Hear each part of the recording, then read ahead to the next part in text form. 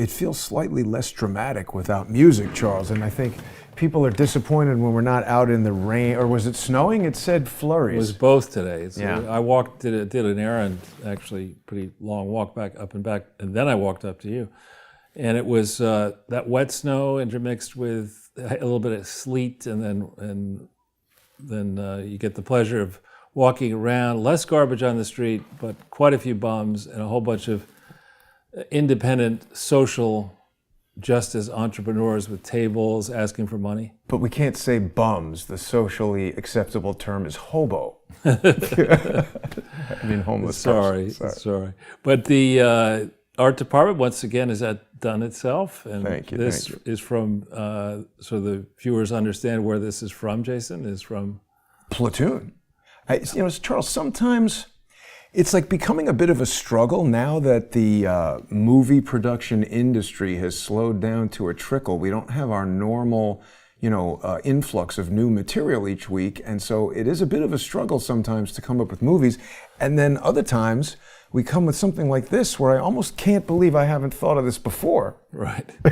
Well, honestly, with Joe, it's kind of like, I don't know if you ever had this happen to you, but you accept a minor degradation in the way you're treated.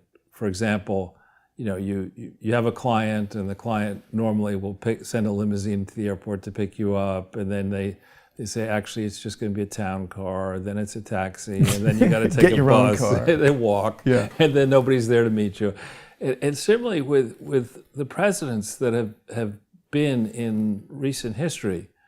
This is a downgrade. This is so far away. You got a Yugo, and there's no gas, and the tires are flat. So you got a homeless person, yeah. You got to tow it. It's like being there, and instead of having Chauncey Gardner, you've got some guy, formerly resident on the street at 17th Street and 7th Avenue. They took away his garbage pile, and they said, okay, but you can live in the White House. Well, but I wonder what they did with that guy. They moved him into one of the 2 mansions in Delaware, probably, and said, right. We got to give this Biden guy a rest. But Biden has shown himself, really prior to being somehow selected as a resident of the United States, he is gifted at one thing, and looking into a camera and lying his ass off. And, well, he's also really good at screwing things up. Well, that too, but I mean, on this whole issue of recently in the last several days of whether his policies have led to an increase in the price of gas. He said no. He said neither my actions nor my policies have led to an increase in the price of gas. And obviously that's true in what remains of his twisted mind, where he can barely remember what happened 10 seconds ago. But the real problem for this, not just that the President of the United States is lying to us, and not just that there are no grown-ups in the cabinet who should be saying, listen, dude, 25th Amendment time. It said, I don't know if you remember that, what's that funny comedy site? Oh, Babylon Bee. No, that one, but Jib Jab or something. Oh, yeah. It's peanut butter jelly time. I mean, it's peanut butter jelly. Peanut butter jelly is from Family Guy. Is that right? But yeah. But they also put it on Jib Jab. That was a whole long thing. I mean, this is a guy who probably eagerly at 7:15 in the morning is waiting for lunch, because he thinks he's already had breakfast and his cookies and whatever. Where's my peanut butter and jelly sandwich? And we can sort of make fun of him, and I think occasionally we've done that. But the truth is, there you go. The truth is that that the message this is sending to the children who've been locked down, to the students whose parents have been paying for private school and private college, but they're not attending. The message is that if you cheat, you can get ahead, and you can be president of the United States, and your son can have a raging crack and sex addiction, and he can turn around and sell paint by the numbers art for $500,000 a canvas, and that's all right in the new world. Studying is not important. Doing well and turning your papers in on time and doing well in class is not important. Learning arithmetic doesn't matter. It's all racist anyway. And you have really a minute-by-minute reminder that these people are completely delusional, and we're putting up with it. Yeah. We're not. I mean, I'm amazed that an opportunist in the Democrat Party, other than Hillary, Satchmo Clinton. What is Satchmo? So the Mo married to the saxophone guy. That she hasn't, or others haven't said, you got to 25th Amendment this dude, because he's lying with impunity, and Jen Psaki is even worse. The notion that you would sit here and say, gas prices, which before, let's just say, by December 31st, 2021, so way before there was any invasion in Ukraine or anything else, gas prices were markedly above. Already $1 from the year before. Way above when he took power, and the elites who get on the airwaves, who have Ubers or limousines or Mercedes picking them up to take them to the green room so they can lie with impunity on MSNBC and CNN and even on Fox, and perhaps especially on Fox. Yeah. Most of those elites don't live in the world where you have no savings and you have children. I remember with my own children, I was not facing the same set of problems, but when children go from being these adorable little 3 and 4 year olds whose clothes cost nothing, right, to my first experience was taking my eldest into somewhere to get sneakers, thinking they'd be like $50. $150. And they're $150. I'm like, wait a minute. The last time they were $50. Oh no. Gotta have these. Your shoes are bigger now. They didn't even have 3D printed shoes in those days. Exactly. So. And you start thinking about when you're in that zone where your kids sprout up, and I don't know if you remember doing this or if you even did this. I remember I did this in high school and college. You would have fourth meal. You would have breakfast, lunch, and you might have 5 meals. If you were an athlete, you would have something before dinner, then dinner, and then around 11 o'clock you'd be rummaging around in the kitchen for something more. And if you're a single parent, right, and you've got no savings, and you've been denying yourself everything, and you've got 2 kids, 3 kids, and suddenly, all the other kids, they have computers and cell phone is a big thing for kids, and you need to get the presentation in for the history project, and it needs this kind of extra paper board or something like that, and it needs this, and that's it needs $15, and of course your kids always. I remember with my own, and bless both of them.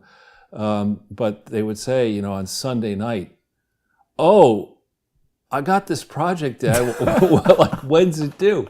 Tomorrow at 8 p.m.? No, a.m. You're like, so you're checking to see, what do you need? Anything? Yeah, we need a storyboard. And we need anyway. If you're one of these people who doesn't have any savings, it doesn't have any help. Yeah, you can't do that. And suddenly this moron and his team of morons.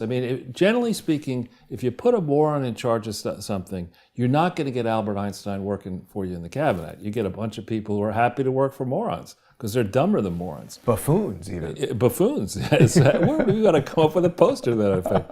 But, and suddenly you say, well, as boot edge, and that guy is really dumb. He is arrogant. He's got a great solution. Just buy a Tesla. It's like, you've got 70 grand sitting around, don't you? Yeah, I'll buy a rocket ship. It uses uranium. That stuff. Someone will give me the uranium.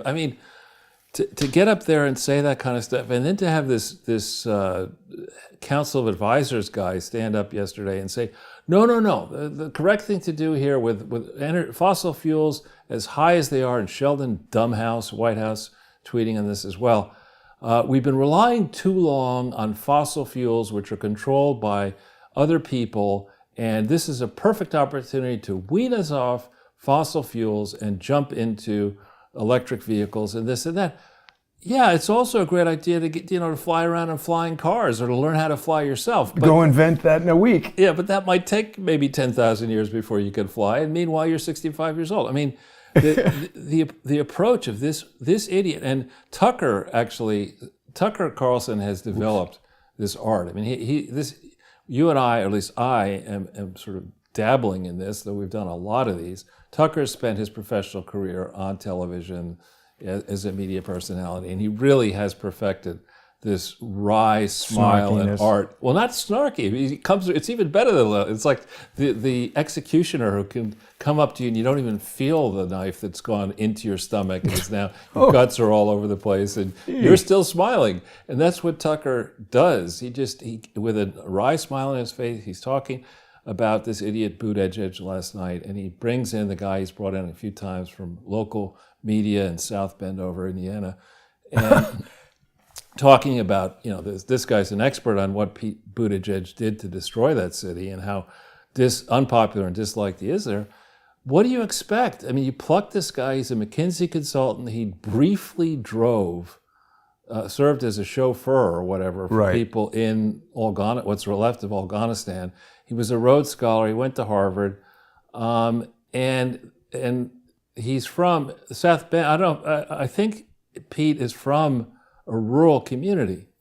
And when you're from, and I'm a city slicker, I like pretending I'm not a city slicker on a property in upstate New York or somewhere else, but I'm fundamentally a city slicker. Do you enjoy bike rides I with would two never. facial masks? Well, 2 facial masks and a girl's bike. Oh. This is not a man's bike. You're right. Not only, I'm not referring to the color. But it's a city bike, isn't it? Yeah, Capital. Whatever, bike. but you would have a bar for a man's bike. But anyway. But I think the city bikes are that's like that sexist. also. It's true. He's riding a sexist bike. You misgendered the bike, He's Charles. riding a sexist bike on a racist road. Yeah, we're going to get kicked off of YouTube for misgendering the bike. Yeah, but dead naming it. But this guy, and the way he says the stuff that he says. I mean, he gets to the podium and somebody has given him the training of Jen Psaki will say, and this is what I want to do. I really noticed it now last time. Right. And Kamala Harris, for some reason, she does the SEAL routine. She'll say, and this is what we want to do, and then she'll clap like this. She's really losing it. Like she's way worse than even like any time before. A lot of people in the comments are talking about how Buttigieg is a member of the anal Schwab crew. Yeah, but the thing, I was just going to say that when my experience, I remember I had a business partner who grew up not on a farm, on a 14,000 acre estate. Maybe you saw my grandmother's dog. What? I never told you that story about when I was 5. My grandmother had a dog that wasn't really a part of my life. It was like my aunt's dog when she was in high school or college or something. And when it died, she told me it went to Brooklyn, and I was 5, and I was like, what farm in Brooklyn? This sounds like bullshit. But I remember he would always say, I'd go into the office, and I either walk to the office or take a taxi or maybe the subway, whatever. And he was always checking the weather and the road conditions because he lived an hour away by car. Right.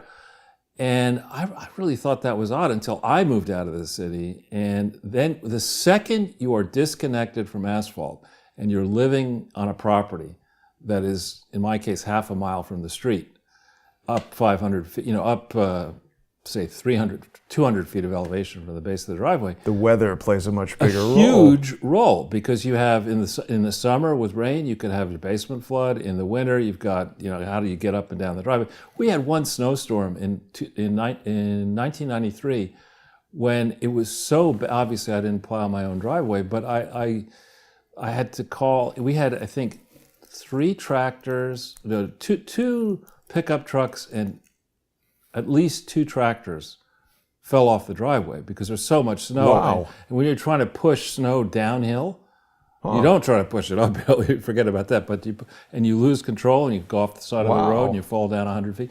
Anyway, you begin to develop a lot more reverence for forces that are more powerful than humans. But if you're an idiot like Biden and an even dumber idiot like Buttigieg and Kamala Harris, and you've grown up in this elite world where everybody has tenure or is a political hack in a safe seat or is a crooked boss of some kind or another, then you begin to believe that you're more powerful than the forces of nature. And that's when you start making massive mistakes. So back on this poor, let's say, single woman who's got 2 or 3 kids, and suddenly she finds out, she tries to go to fill up her tank. Yeah, $100. And it's $100 when she was expecting 50. And 50's a lot if you're making $30,000 a year or whatever. And then you get your health insurance premium, that's up. And you get electric bill is up. Electric bill's way up. You go in, I happen to like, I shouldn't betray this, but I will. I happen to like pasta and spaghetti, bolognese. I like it with decent, I don't get the cheapest ground beef, but I don't get the most expensive either. And you got to use veal and pork too to do it properly. well, I'm not at the Jason sous vide level yet, but I'm just your basic skillet man, and boiling pasta and putting in olive oil. I do like bolognese and stuff like that. And I always spend extra on the Parmesan cheese, or at least the cheese to go on it, and a salad, whatever. And all that stuff is. Yeah, and I have few pleasures left in life other than doing this show and a few other things. But going to the supermarket every day is one of them. I don't like shopping for 2 days. I like to buy that you're going to eat that day. Eat it, deal with it, and then that's a very New York thing. Yeah. And then people are like, oh no, you better stock up. Power's going to go out. It's like you'd rather do that too. Right? Yeah. In the country, a different story. I had 3 refrigerators and a gigantic pantry and all that kind of stuff. But the back on the cost, I notice the changes in the cost of food. I mean, it in certain basic stuff that coffee way up, but ground beef double.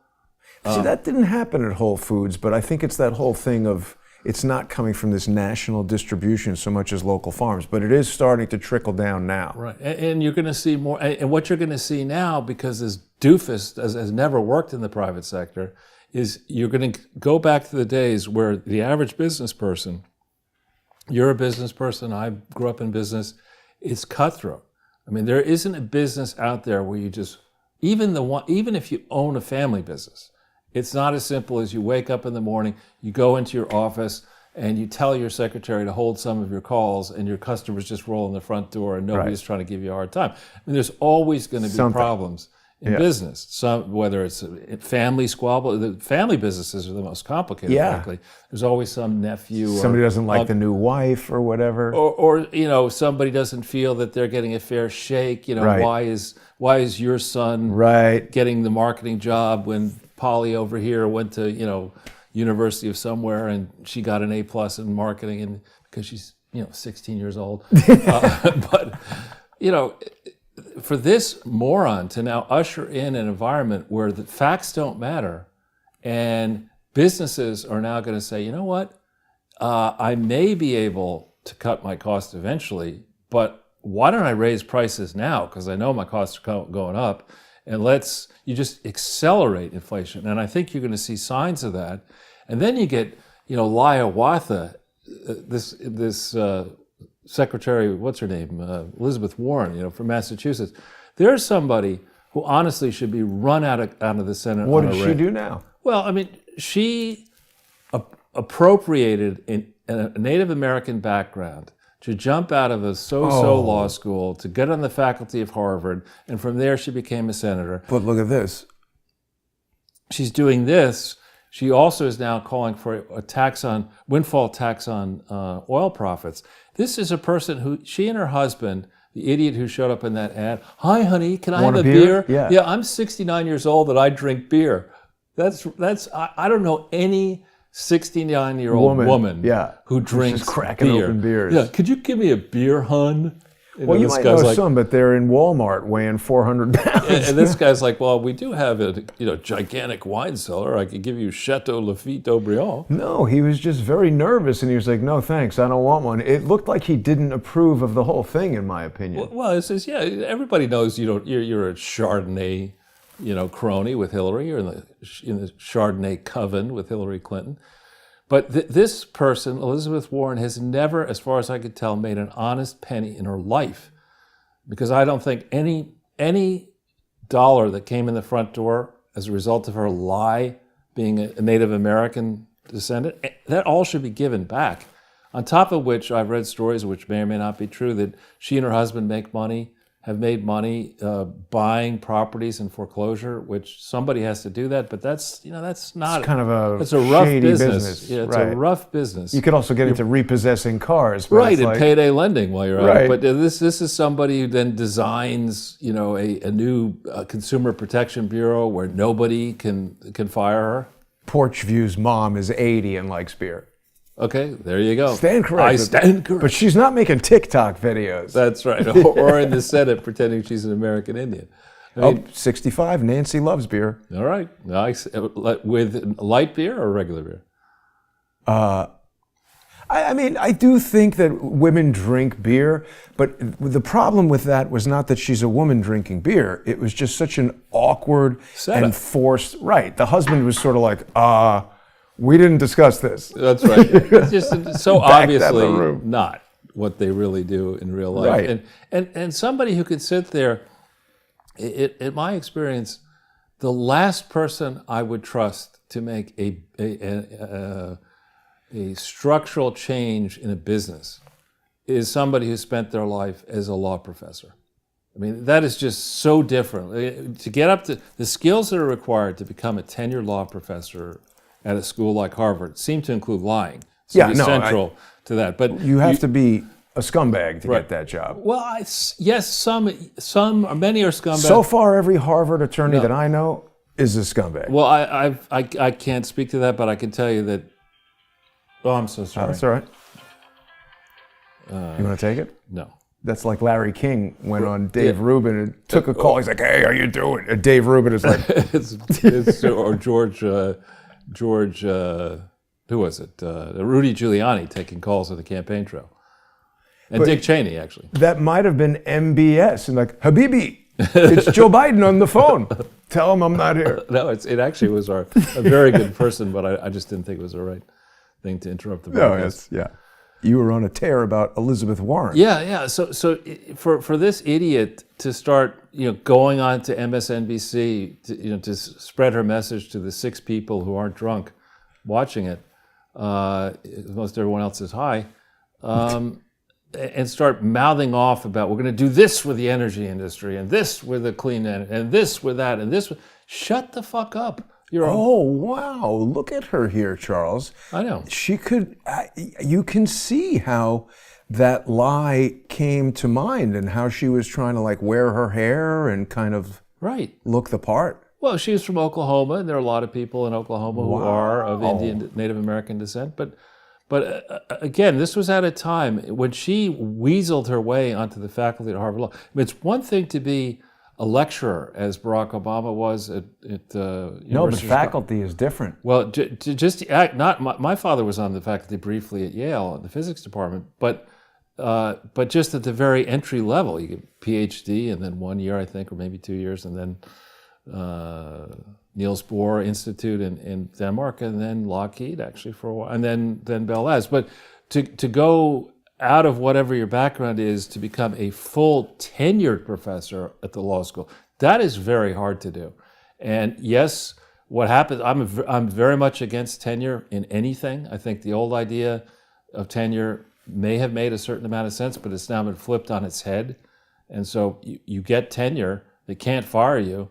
And then so the crew that's all got tenure says, okay, well, why don't we brainwash all the students and make as much money as we can trying to bring down this country and get involved in these unregulated globalist projects. But what is the point of tenure supposed to be? The original point of tenure was we wanted to make sure that the university was a free and open exchange of ideas, and we don't want rich people who give money to the school to start saying you shouldn't spread this idea that challenges orthodoxy. You shouldn't. We like this. We don't. So you want to have teachers who could mold students' lives by encouraging them to engage in the open and free exchange of ideas. That's been turned completely on its head, and now we want communists and anti-establishment, anti-capitalist, pro-globalist people, and unless you sing from that hymnal, you're not going to get tenure. And once we're in a position that they now are in, where they control all these faculties around the world,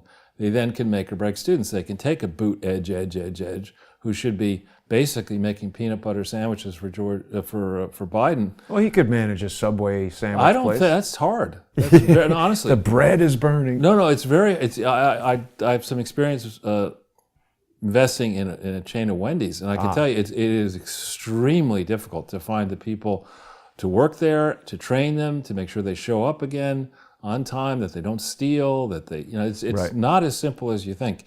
And there's no way this idiot or Buttigieg, they couldn't, Pete Buttigieg could not manage successfully 5 days in a row, the French fry machine in the McDonald's. The ice cream machine is apparently That's always a big broken. deal at That's McDonald's. too difficult. But there's a lawsuit about that now. I know.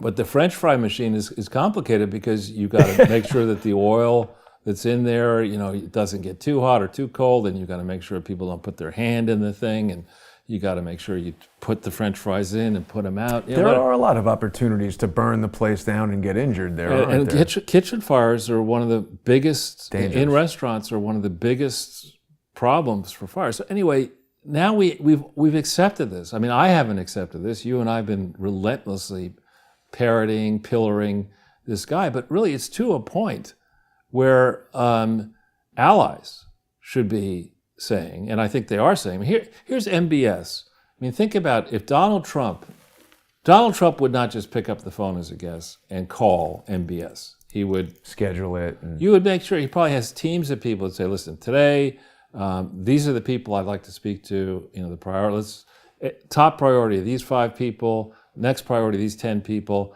whatever, just get them into my schedule and make sure that they're on the line when I get there. When I am ready to talk to them. Right. That's disorganization that he's even embarrassed that they placed a call that they didn't take. Right. I mean, it's just, how did that happen? I mean, it's like the guy, I think we go back to his candidacy. Here's a guy who campaigned from his basement, shows up, he didn't show up at a Rolls-Royce dealership or Tesla dealership, or I don't know what would be the Ford F-150 dealership. Raptor. No, he showed up at this Jeep Chrysler on the there's 6 cars on the lot, 1,000 cars on the lot because none are being sold. Right. And there are like 4 people in the audience, 3 of whom are related to Joe one way or another. Right.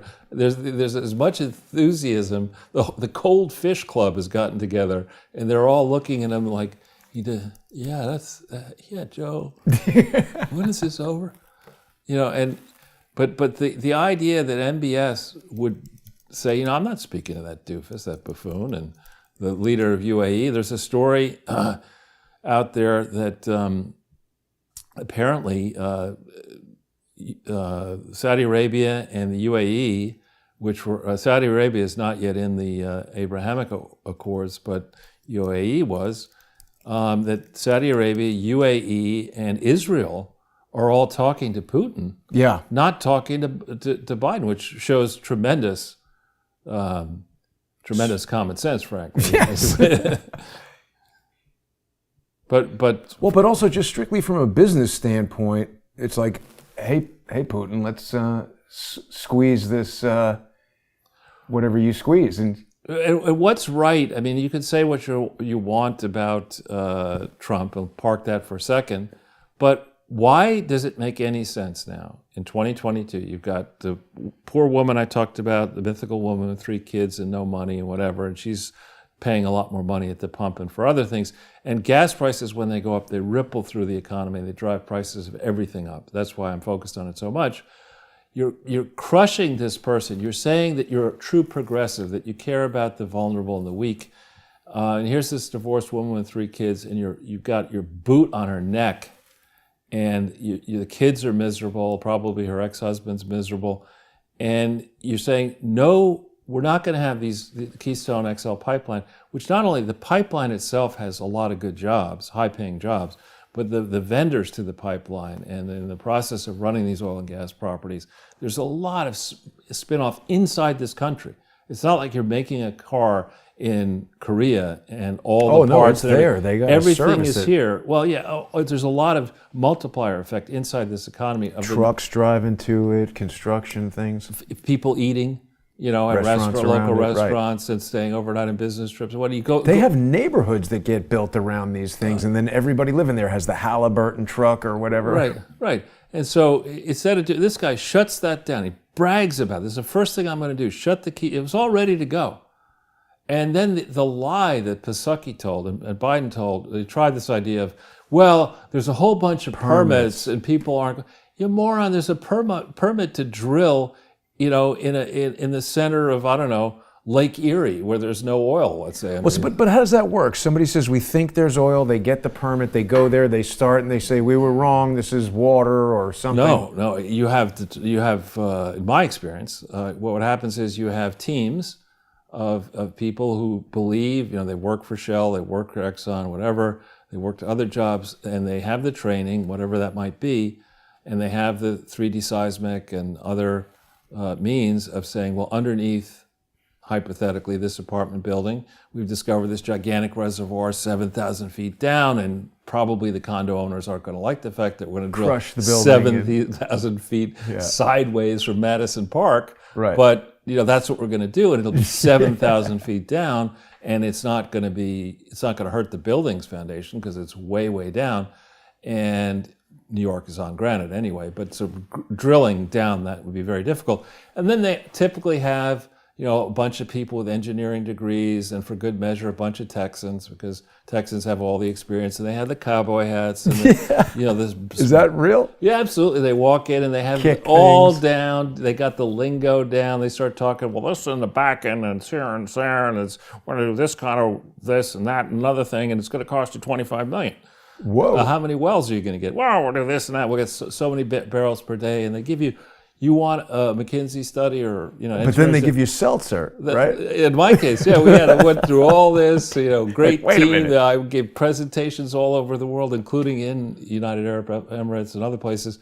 And, our first well comes in, and it's like, we're all excited, 1,800 barrels a day, it looks like, it's fantastic, which is way more than we had hoped for. And then, the next morning, I said, I'm sorry to tell you this, it's not petroleum, it's Perrier. It's water. Oops. Whoopsie. So, but that's basically it. There's all kinds of unexpected problems that can come up once you get into it, and then you cancel the project.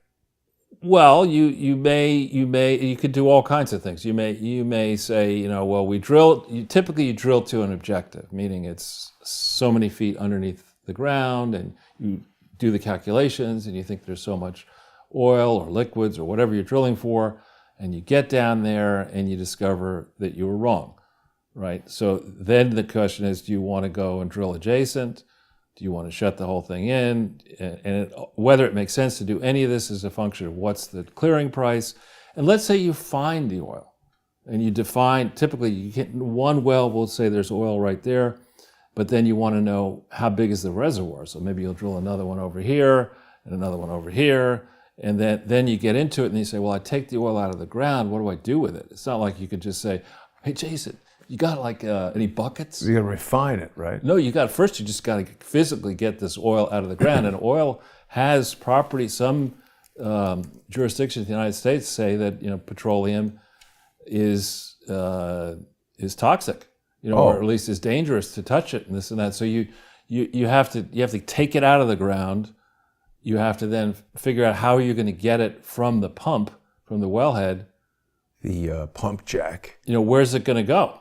And if it's a lot of oil, you may need treatment facilities, you need this, all kinds of stuff. So even if you believe there's a lot of oil in a certain objective, it takes time. And then that's before you get into permits. So let's say you want to drill for oil in New York City. I don't think there's probably any way you could do it. Just every environmental group, AOC would be, jumping on her black and white television to watch Star Trek. Exactly. What are those things? Not a jump rope, but the things that you would jump up and down. Pogo stick. Oh, she'd be jumping on a pogo stick, drinking margaritas, or at least mixing margaritas, saying, "Oh, we can't do this.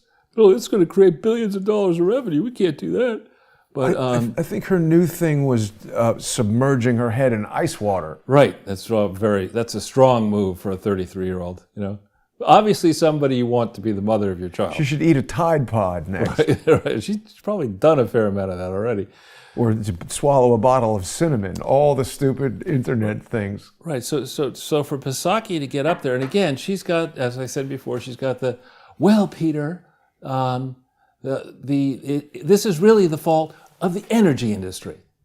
They have 7,000 permits, and they're not taking them up. They're lazy.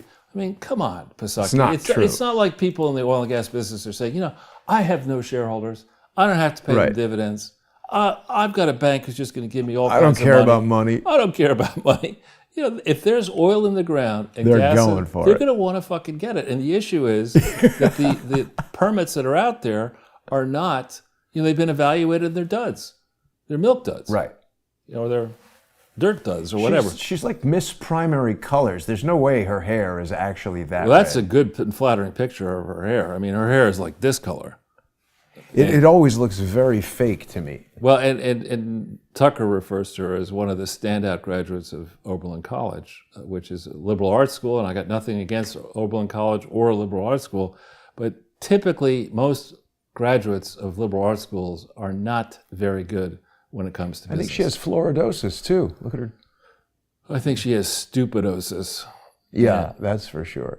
Maybe she has jackacidosis. And she's got no credibility. So, but we've all, we're accepting this, or we're saying, okay, he's going to be there until 2025 January. We've got to put up with this crap. And I don't think we can. I mean, I'm not advocating anything other than Peaceful. I'm advocating a clean sweep election in November, and then come January 3rd or whenever the Congress gets sworn in, the new rules apply. Chuck Schumer, you can go and spend the rest of your time in the Senate, so long as we're in control, watching television or whatever you want to do. I mean, catching rats like your father used to do. But My father never caught a rabbit. no rat. Never caught a rat. We Not had a your mouse father. problem. Schumer's father. He's from Chuck is a distinguished son of an expert at catching rats. Terrible. Which is why he looks like a rat and behaves like a rat. But He I mean, is bad. that's what I'm advocating. We've got to basically say, enough of this. We gave you the benefit of the doubt on Afghanistan. Look where we are. We gave you the benefit of the doubt on your stimulus program. Or whatever, the first legislative thing, and it's a disaster.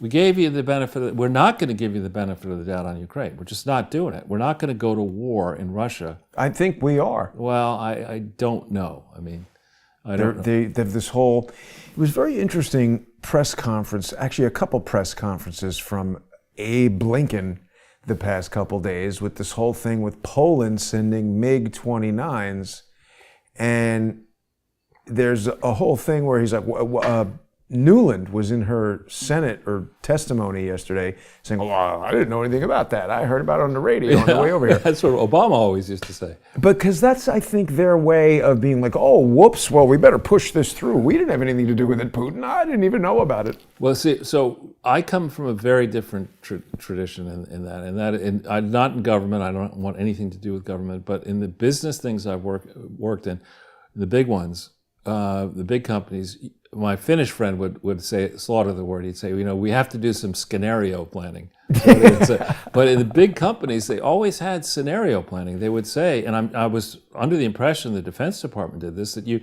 actually sit and you say, the reason we've got all these doofuses in this gigantic building and contractors around the world, the RAND Corporation, is so that people can think through, what if Iceland invades Vietnam? What are we going to do? What if Puerto Rico gets a nuclear weapon? And more recently, Joe Biden on blocks in the front yard. or Joe Biden. What if Vladimir Putin invades Russia? What are we going to do? But you have people who are thinking all this stuff through, and they have, if it's a very big thing, they do computer simulations, they do regular simulations, they change the variables, they look at the change of results when you change the variables. You don't have somebody in a team that's like Victoria Nuland. If we go into her Wikipedia page, I just wanted to show you the RAND Corporation first. Have you seen their headquarters in Santa Monica, Charles? It's in Santa Monica? Not only is it in Santa Monica, it's at 1776 Main Street. It's shaped like an eyeball. And what's that thing in the right there? It's got a pupil with a chessboard that is very Masonic. What's to the left of it? Is that a garbage compactor? Where? This stuff. That's just like the roof of the building. It looks like maybe like a little patio. This is where the guys who screw up, they walk up the stairs and jump into the chess and kill themselves? But this is all just symbology here. The fact that it's an eye. But anyway, you wanted to look at Victoria Nuland? Well, I have a question to ask you about her before we do that. Okay. If So she's like the undersecretary. She's like the vice president of the State Department, basically. I think. Well, let's go into. My point being, if you were in a meeting and the person who you had selected to represent the company at the meeting said, "Well, I didn't even know about that until I came over to the meeting," it's like, "Come here, I got to talk to you for a second. You're fired." you give your chief of staff. You go to your chief of staff and you just do this, Jason, like this.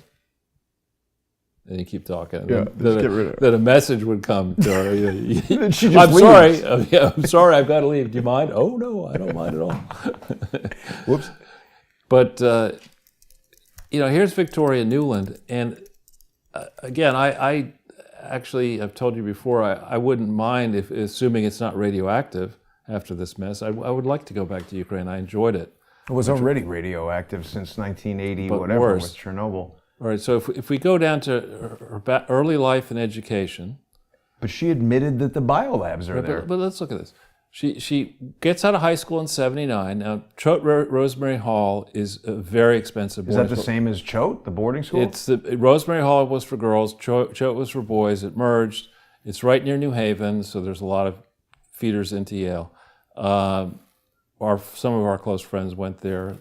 Ivanka Trump went there. Oh, Ukrainian Right. Jew. Right. And then says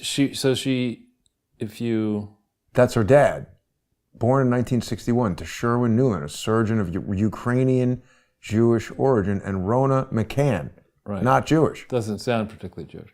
And then she went to Brown University in 1983, okay, where she studied Russian literature, political science, and history. And that's like AOC, getting a degree in Spanish. It's like That's a Cheech and Chong skit. Seriously. Right. He's talking about some Mexican American going to college, taking Spanish and getting a B. Right. That was the skit. Spanish and cuisine, home economics, whatever. But anyway, look, so here she's out of Brown in 1983. Now, 83 is just when shit started turning for the better. 82, actually. August of 82 is when the low point on the Dow, and ever since then it's gone straight up. So she gets out of Brown in 83, where she studies Russian literature, maybe political science and history. Let's hit footnote 11 and see what that says. Maybe it says, oh yeah, Beth Schwartz-Apfel. That sounds Eastern European. Could be, April 2013. But then, so here, her career begins 10 years later. Okay? So what's she doing that whole time? What happened in those first 10 years? When did she get married? I don't know. We'll get to that in a second. But the first 10 years after college, for me, were among the most important in my career. I mean, I went to graduate school right away, and then by 8 years after, 10 years out of college, I had just been made managing director at the end of that year, just managing director of Dillon Reed. So here's somebody, you don't know what she did, but somehow she gets to be the chief of staff. For Strobe Talbot. So Strobe Talbot, the guy who translates Khrushchev's notes. But how did that happen? And has the gay relationship with Bill Clinton while he's a Rhodes Scholar in Oxford and going to Moscow. And full disclosure, he was in the Scholar of the House program at Yale. I was too, later. Well, he also is now the head of the Brookings Institution. I'm not. Right. Nor will I ever be. Or maybe not now, but he was for a long time. But so how do you go from like nothing for 10 years? I don't know what, maybe she was distinguished, I don't know what. But if it's so important, how come it's not in here?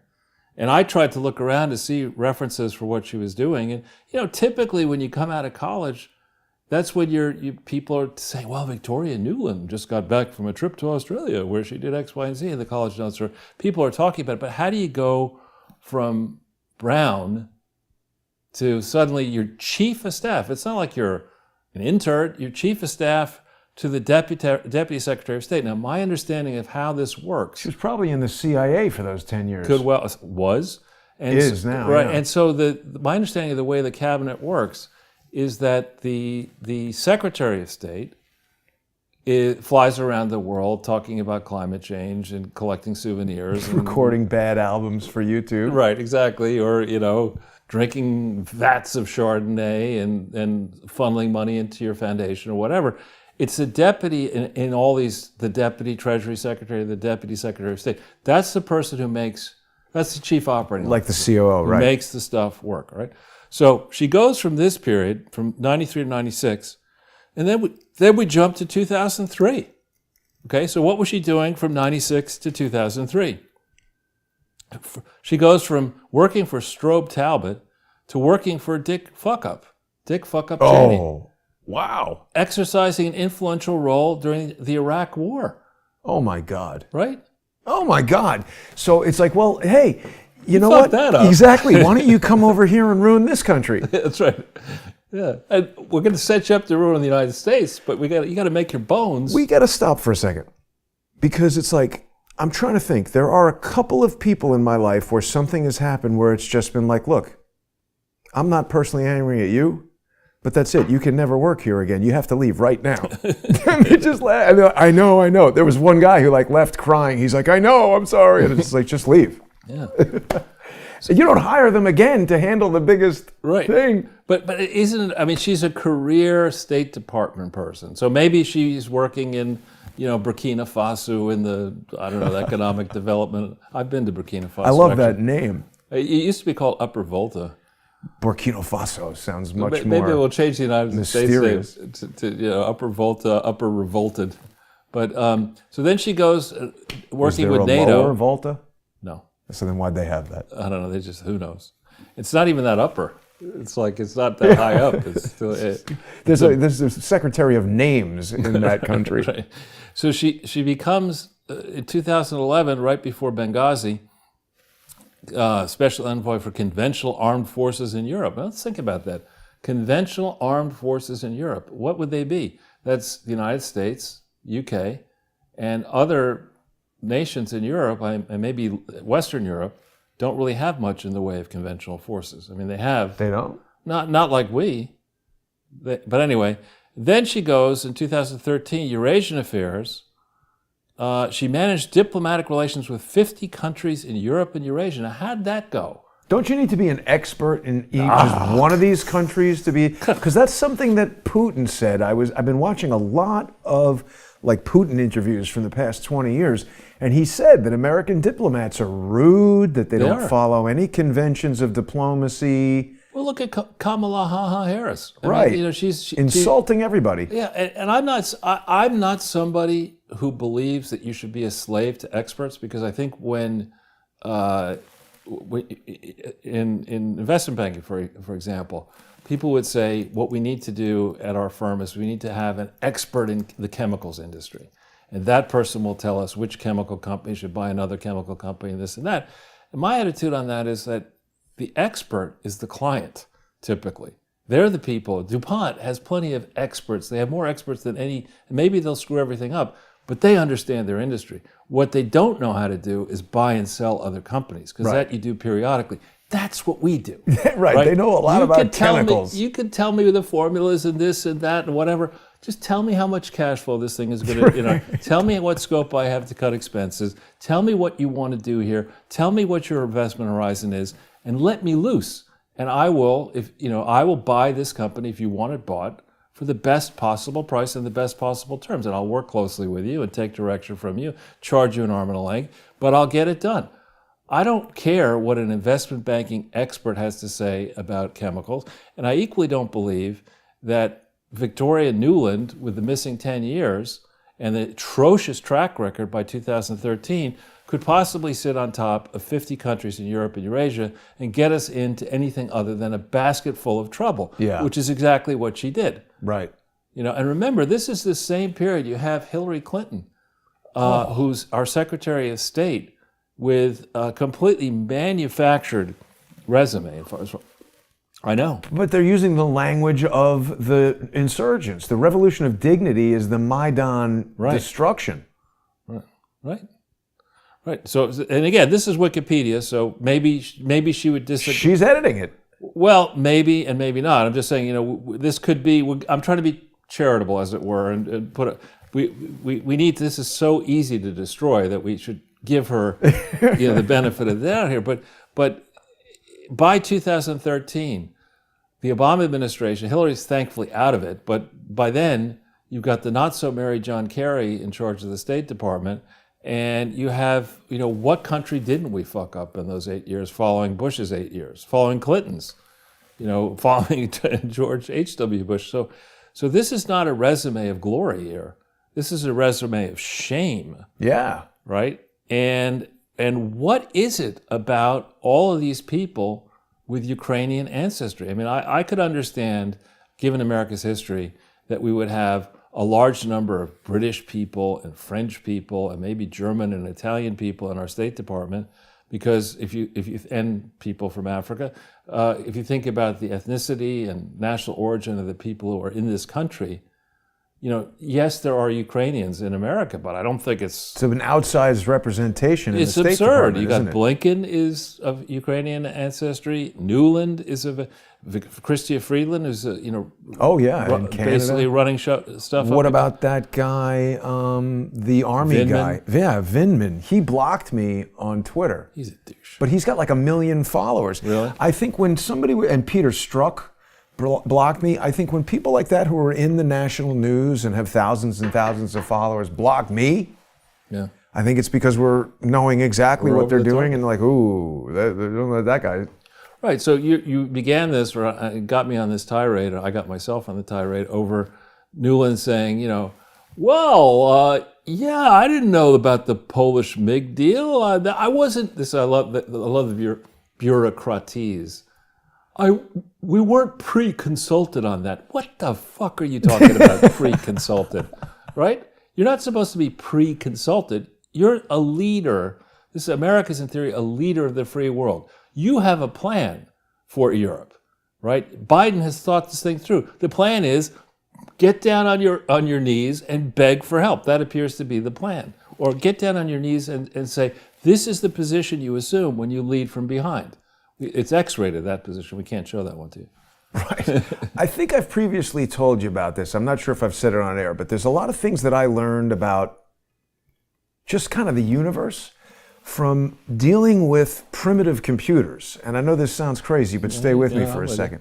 Because I would sometimes they've basically eliminated this, but there was sometimes back in the computer days, like certain connectors that would physically fit together, right, but it didn't say that this is how you're supposed to hook it up. I was like, well, let me try this. It'll fit. Right. And the computer was just like, no, it's not going to work. And I would like play with the software and play with the configuration to try to, but it just became clear to like my 14-year-old mind that for whatever reason, this is not going to work. Right. And I just feel like, that's what they're trying to do with this MiG deal. Like, in other words, Russia does not want the United States to get involved with this war.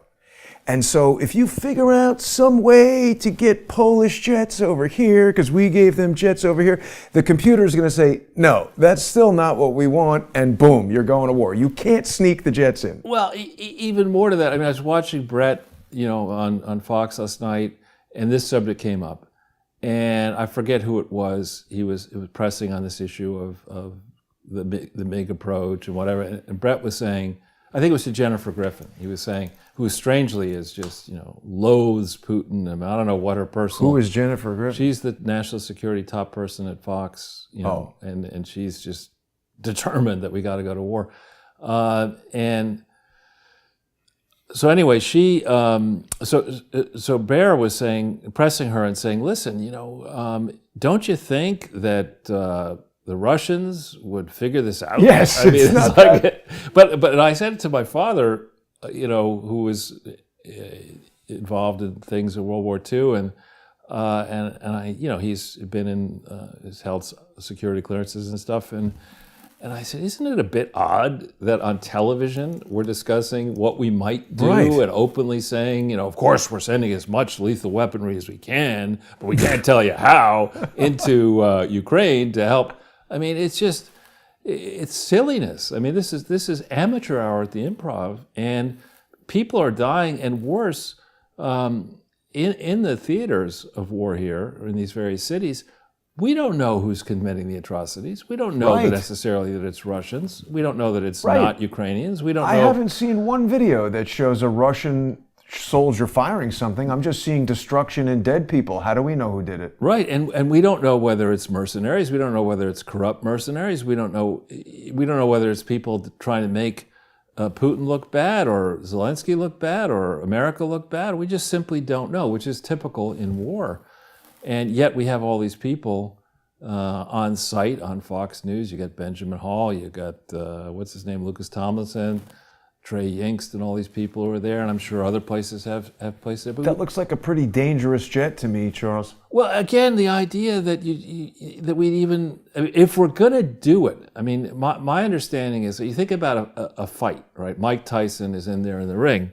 He doesn't say, you know what I'm going to do? I'm going to fight Jason Goodman, and I'm going to kick his ass. I'm going to do this, and when he gets out, I'm going to do that, and I'm going to do. You know, he just goes in and fucking wallops you. Yes. So he's not going to telegraph exactly. Explain it. It's right. You know? That's like a James Bond villain. Right. And while he's explaining it, they're like untying the thing, and then he kills him before he gets to do anything. Exactly. That's what Putin is doing right now. It's not. Yeah. He's hanging above the Shark Tank, thinking, exactly. How do I get that laser pen out of my shoe? There's a gigantic, thing about to swat Biden and everybody else. Yeah. So sad, unimpressive, and that we are in this place. I mean, you think about the trajectory we were on, really in the Bush years, W. Bush years. I mean, it was just what war should we try next? They're talking about that a lot in the William Barr book.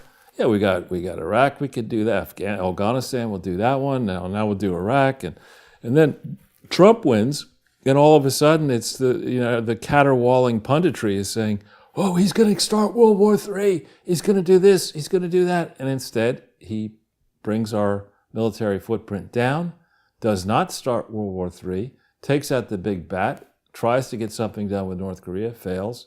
Keeps Iran at bay. I don't think he failed. He kept North Korea at bay and sort of developed a diplomatic friendship with the guy, what's his name? The fat guy. Kim Jong. Fat guy.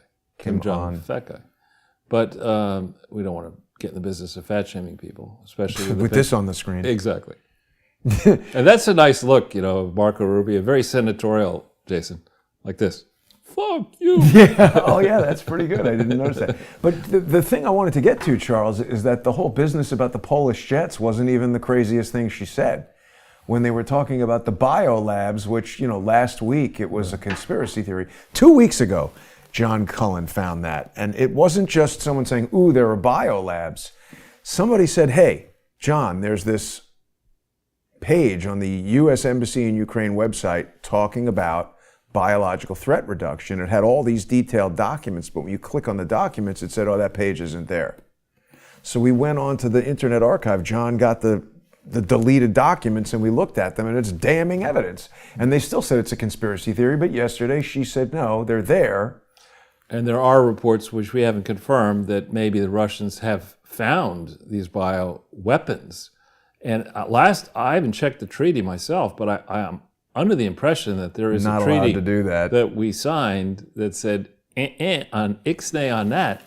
Yes. And not only that, think about this. Saddam Hussein. Still dead. Why did we need an anthrax vaccine for the U.S. Army in 1991 when we went there? How did Saddam Hussein develop anthrax? I don't think they have sophisticated biological laboratories in Iraq.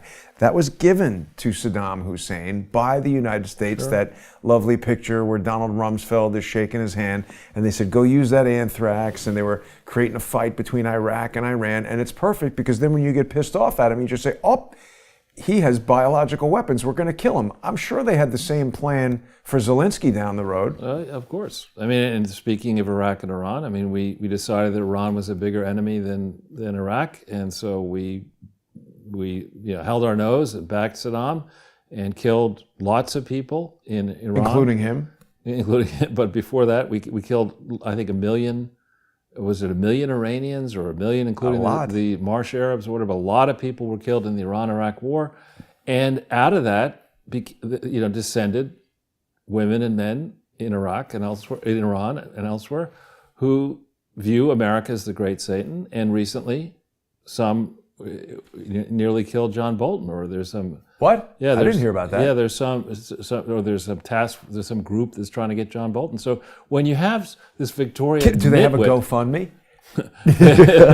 Victoria Nitwit and people like her, and the not so merry John Kerry and Hillary Clinton and Jake Sullivan and Minion Moore and all these idiots, who were plucked from some Ivy League or school or Oberlin and put in a position of immense power because the Secretary of State is too busy writing a book proposal for his multi-million-dollar book when he's going to leave. No, that's not him. But there is. It may not be he's him. Ambassador John Bolton. Because he's got the same name as John Bolton.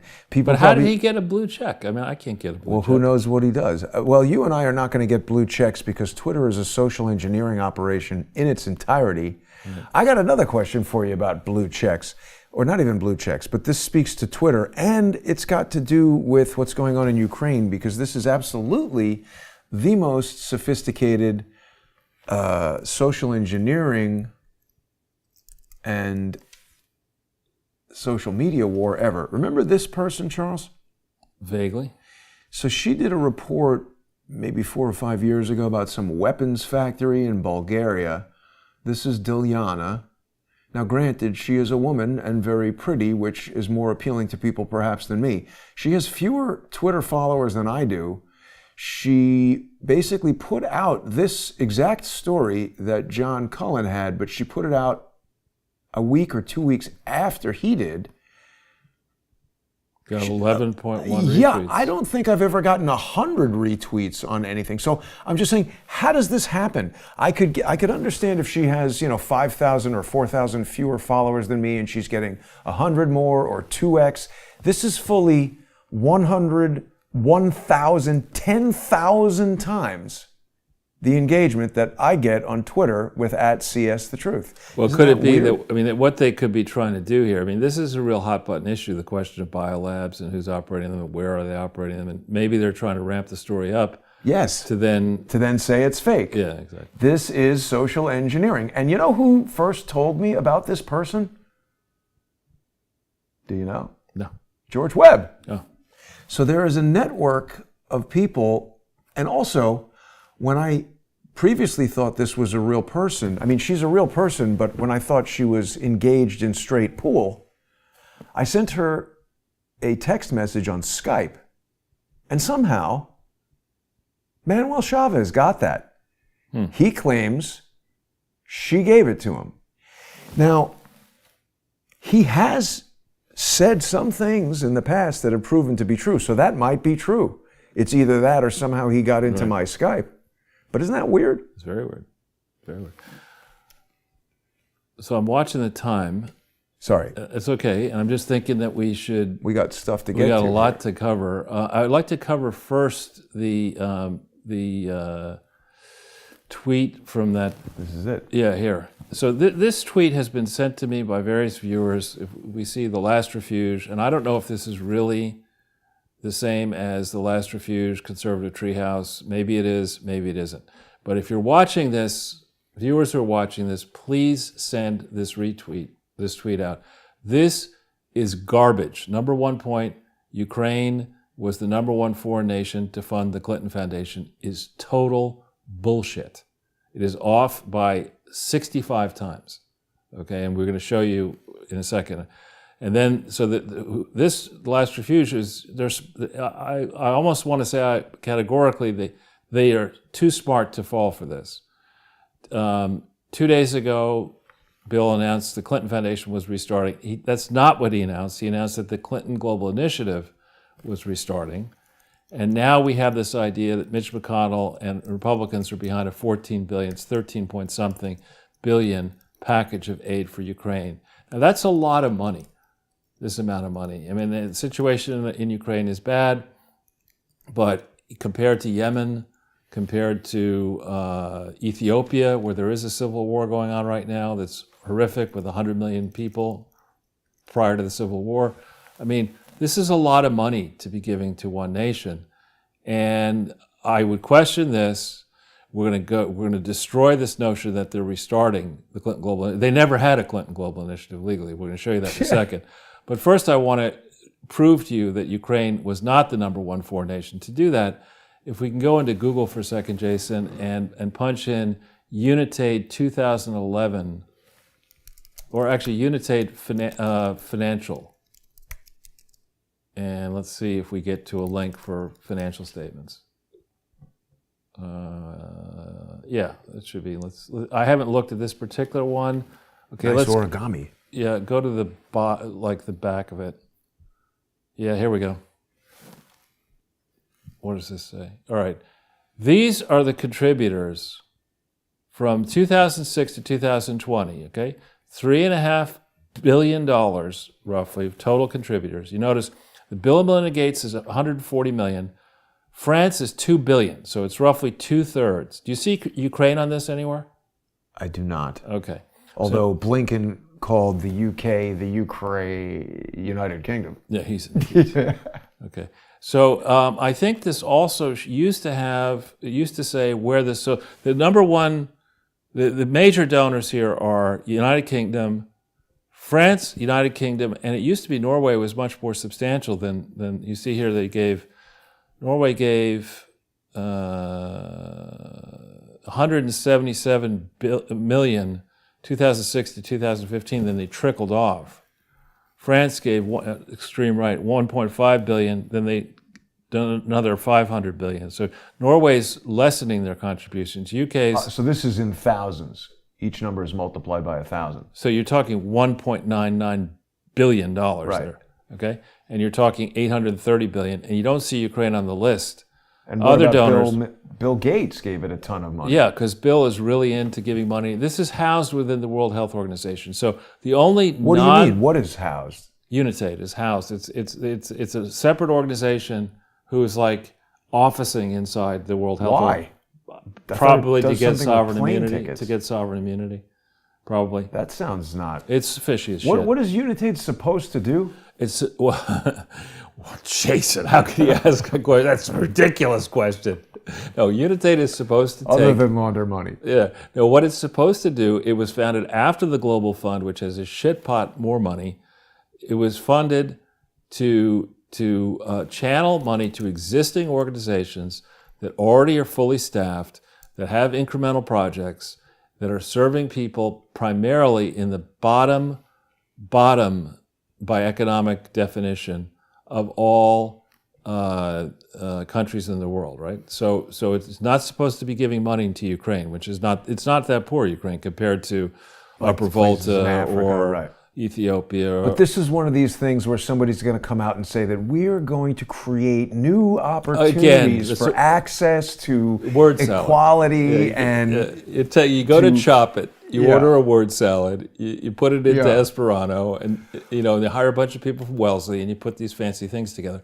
But if you go back to the UNITAID. Well, and also, but people are freaking out saying Victor Pinchuk, and I know you have the answer to that as well. I do. I'll tell you. But look, can I just go back? Because that report also should have a page which shows who got the money. And I don't know if it's this preceding page. This first, they have a breakdown of the grantees. Let's see if. Okay, so maybe they're cutting it out because they don't want to, in 2020, they don't want to reveal how much went to the Clinton Foundation. So if you go to 2011 in your Google search results, and put just into the thing, put UNITAID Financial 2011 in the top. And we should get, there we go. Audited. There we go. Okay, so go to the back page. Not that I've looked at this before. Okay, so what does this show? This shows that the Clinton Foundation HIV/AIDS initiative got $483 million from 2006 to 2011. Okay, in this time frame, the Clinton Foundation HIV/AIDS initiative did not exist. It's a lot of money. Right? And it's roughly half of all the money that went out. So these people are so fucking stupid that they didn't do any due diligence, and they took each country that contributed in different ways. So France, every time anybody flies through France, you pay a tax on the ticket. On the ticket, you're paying a tax. It goes into this pool. The airlines collect it, and they say, "Don't worry, we're going to collect this money and give it to UNITAID." But nobody checks to see how much was collected by the airline and how much goes to UNITAID. That's the first grift. The next grift is it goes to UNITAID. Now, of course, it being high-minded, penny-conscious or centime-conscious charity people, they look around the world and they say, you know what, we're operating in the poorest countries on earth. We ought to have our world headquarters in the most expensive location on earth, in Geneva. And we ought to make sure that we have all kinds of deputy assistant douchebags to study this and that and fly first class and go around the world and bring their partner and have McKinsey study this and study that. It's just the whole premise of it is rubbish because you didn't need Unitate by 2006. The Global Fund, which started in 2002, already had trouble spending their money. So they couldn't spend their money fast enough. There weren't enough good projects. So why did you need to set this thing up in 2006? And just proof positive, you're going to give the biggest chunk you give to Clinton Foundation HIV/AIDS Initiative in 1963 or 4. My parents wouldn't let me give money to UNICEF in 1963 or 4 because they thought it was a scam then. How could you in 2006? And guess who was on the board of UNICEF? I don't know. Hunter Biden. He is? He was. I saw something saying, UNICEF sending money to Ukraine. Yeah, and I wonder where that money's going. So again, the premise, actually Unitate's filings are better than the Clinton Foundation's filings, but that's like saying, somebody serving time in prison for murder is better than the leader of the Cosa Nostra. I mean, it's not all that impressive, but at least they do have memos and reports and stuff like that. And somehow nobody at Unitate has noticed that Clinton Foundation HIV/AIDS Initiative never existed as a charity, never filed paperwork for 2006 forward, and that the Clinton Foundation books and records we're going to show you are a disaster. UNICEF is a disaster. We have friends have told me that folks have gone into this global fund, that's the third largest recipient, believe in this time frame that 75% of the money that had been raised by the Global Fund was stolen. 75. I believe that. Every time they're saying like, oh, we spent, $5 billion rebuilding Ukraine, I find myself thinking that sounds like 4.8 billion going to Joe Biden, and then you guys get like $200. So back on that tweet that we were looking at, I think the real Last Refuge, the real Sundance do very good work. But this is wrong, and let's go to that USA Today thing that we have as well. It's up there somewhere. Yeah, I noticed this thing, and this Mackenzie Sadehi, or however you pronounce her name, is a young woman. There are many journalists who are young, and whether they're male or female, are quite good. But this one is an idiot, because they have not gone and checked anything properly. And I went out of my way to send her a direct message saying this story is all wrong. The number one donor is, in fact, to the Clinton Foundation, is Unitate by far. And the Clintons have been very embarrassed. They purposely designed, in my view, their disclosures about major donors to eliminate the elephant in the room. The largest category is donors who gave $25 million or more. You should have a donor in there, $500 million or more, and that's Unitate. And somebody should be asking, what in the fuck is the World Health Organization giving so much money to an entity that doesn't exist? And if it's doing that, why are we listening to Tedros and the World Health Organization in the COVID thing? And as far as Victor Pinchuk is concerned, I find no evidence that Victor Pinchuk, there's a Pinchuk Foundation, has registered to do charitable work inside the United States of America. So how it made contributions to the Clinton Foundation is a mystery to me.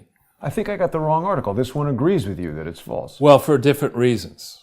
Oh. Different. They haven't gotten they didn't get to the money point, which is there's an obvious massive fraud here with Unitate. They don't want to talk about that. No, don't want to talk about USA that. Today. Right? Who owns USA Today? Not McClatchy. It's Gannett. Gannett, right. Yeah. And this is not even really right, because you see what these people do is they have various fake organizations, the Clinton Foundation. They have CHI, which Clinton Foundation HIV/AIDS. We're going to talk about Clinton Global Initiative in a second, which is another fraud. That thing, if you listen to the bullshit or you read the bullshit that's in various Clinton Foundation reports, that thing it claims raised tens of billions of dollars, but it never registered to do business in New York, where it has all its meetings. So let's take each of these points. So let's go to that who is, and let's punch in Clinton Global Initiative, www.clintonglobal.org.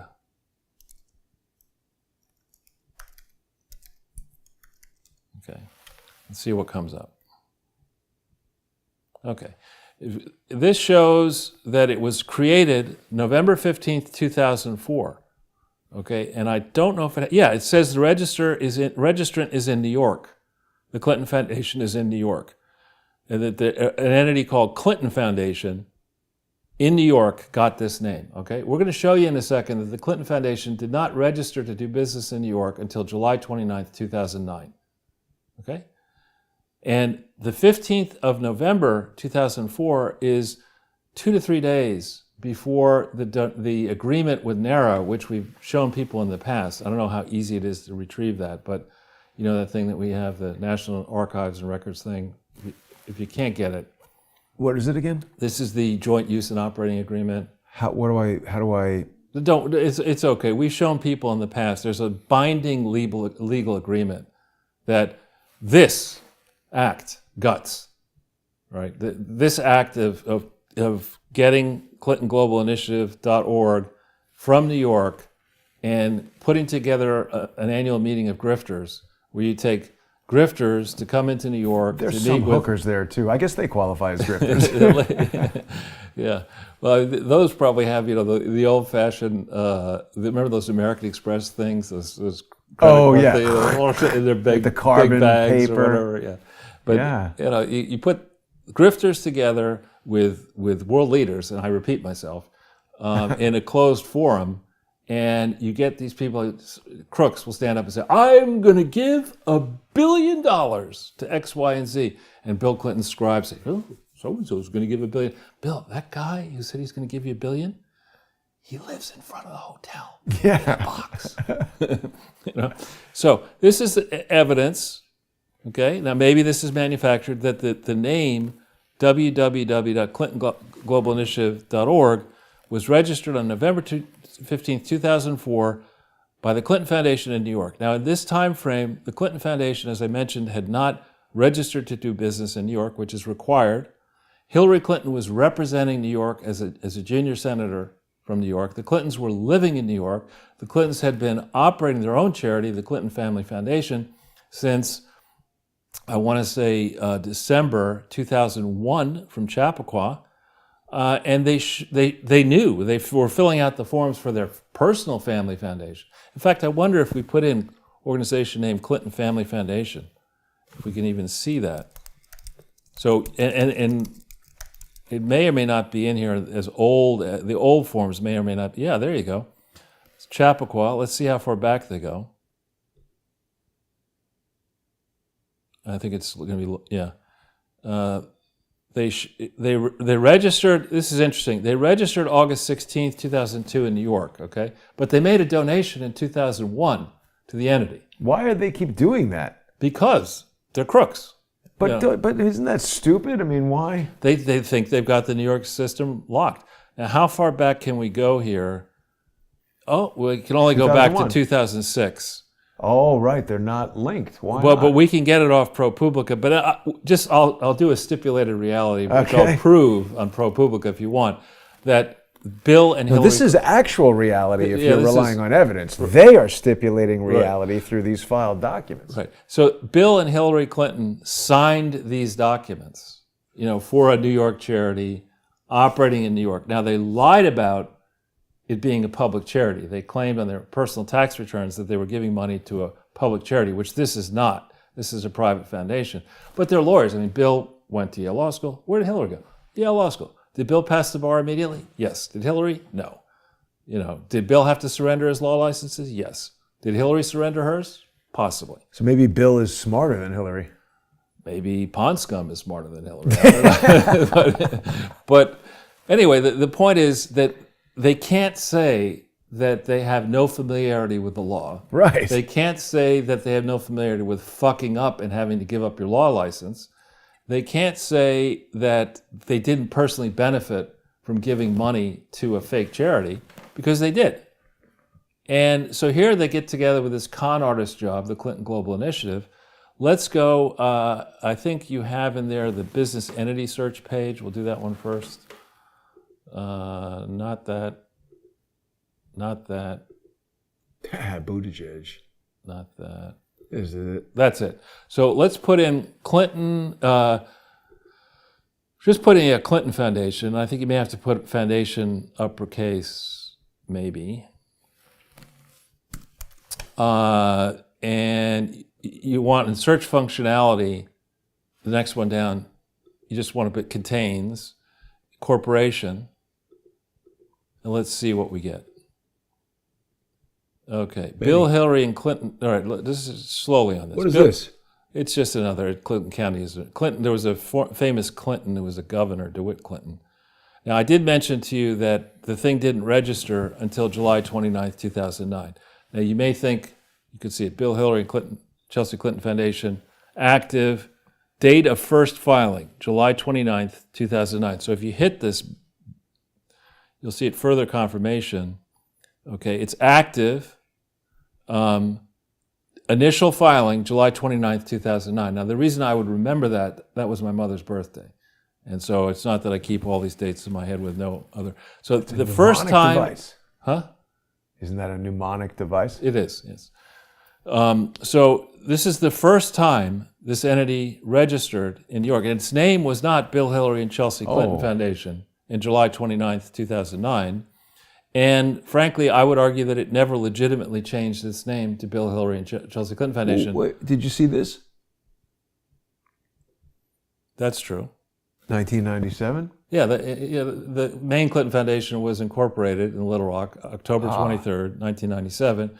And then they didn't adopt the bylaws until December 23rd, 1997. So the main one's a total fraud too. But we start here and we look and we see that certainly by 2004, right, when they supposedly took the name of Clinton Global Initiative, the parent company hadn't registered in New York. And you could say, well, Charles, you're just being an asshole or you're caring too much about details. No.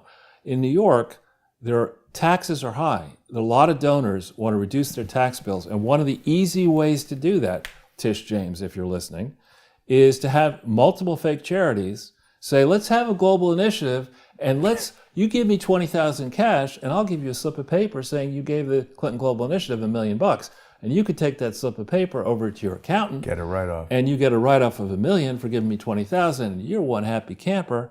I'm dirty, you're dirty, but we both know each other are dirty, so we can work together. We're in the dirty club. And they're not going to do anything. Right. So here we see that the main foundation was not legitimately registered. Now, maybe they got around to doing this by July 29th, 2009, because B-Rock addressed the Clinton Global Initiative in September of 2009. And maybe they had to get their paperwork ready, they thought, to make B-Rock not look stupid. So let's go in. The first, if you see that, you had the Clinton Global Initiative page. There you had next. You almost, yeah, okay.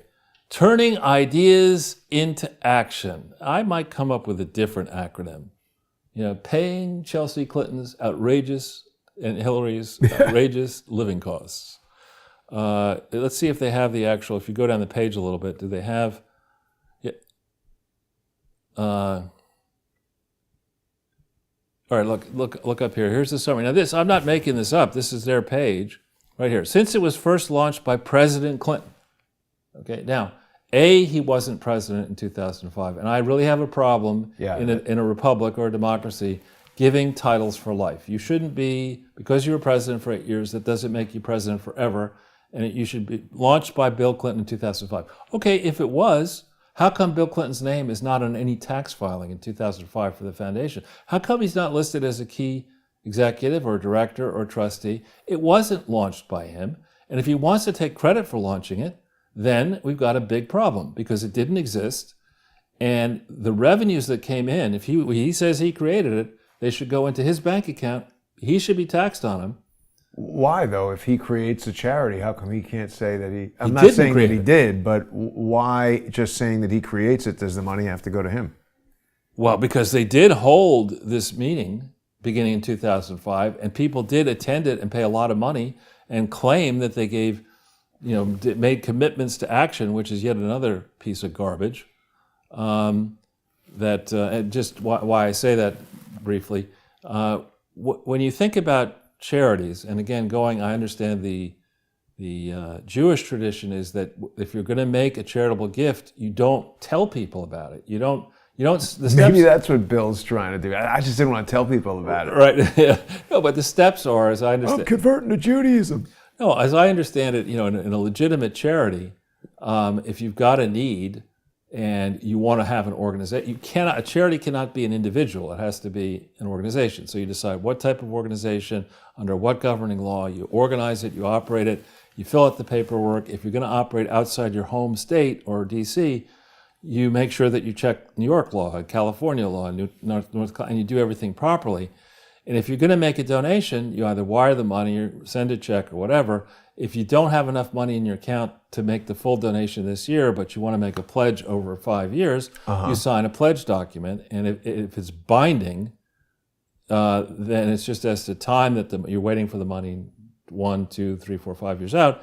Then the recipient organization, if it's using real accounting and not BKD, or for that matter, Price Waterhouse or Cohn Resnick, you would recognize that pledge as a receivable, and then if you have a record of assholes making pledges and not honoring them, you'd have a reserve. You'd say which you use based on experience. 10% of the pledges don't come in.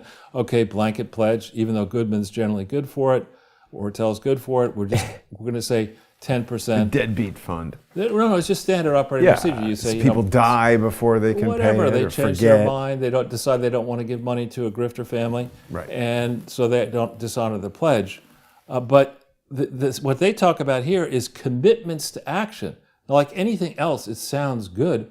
What, as a friend of mine from Alabama used to say, what in the fuck is a commitment to action? It sounds great. I made a commitment to action. Nothing. That's what Bill says before he goes to every one of his political speeches in rural Arkansas. I've made a commitment to action. That one over there. Bring it to my room. But anyway, if you go up the description page here, this is his words, Bill's words, trademarked, turning ideas into action. How they got that done is interesting. Yeah. But they made nearly 4,000 commitments to action that have made a positive difference in the lives of 435 million people. Now, there are roughly 7.5 billion people. There are roughly 200 countries. So they worked in 90% of the countries, but only affected positively the lives of slightly more than 5-6% of the population. So clearly they weren't going to the poorest countries that have the big populations that are poor. And I just call bullshit on all aspects of this claim. But you can go through this Clinton Global Initiative site, and to restart something, as they've said in their press release, it has to have started. Exactly, in the first place. Right. And so the challenge that I would guess these people have, now we know here, and if Quincy you look... Jones is there. Is that Quincy Jones? Isn't it? It looks like him, but it could is that Quincy Jones? Or could it be the fellow... Quincy Jones, and there's Ben Stiller. Yeah. That's definitely Quincy Jones. Okay. I just found out something interesting about Quincy Jones. He married Hugh Hefner's ex-wife. What's her name? I don't know. But let's... Yeah, that's probably not that interesting. Yeah, if we could just... But that's him. Okay. And that's Bill. Right. Okay. So if we go for a second into the first search next to the WHO there. This? Next to the right. Okay. Well, that's New York. Let's go in here and redo the search and see if, remember, this thing was in New York. Let's put a new search and put Clinton Global Initiative and see what we get.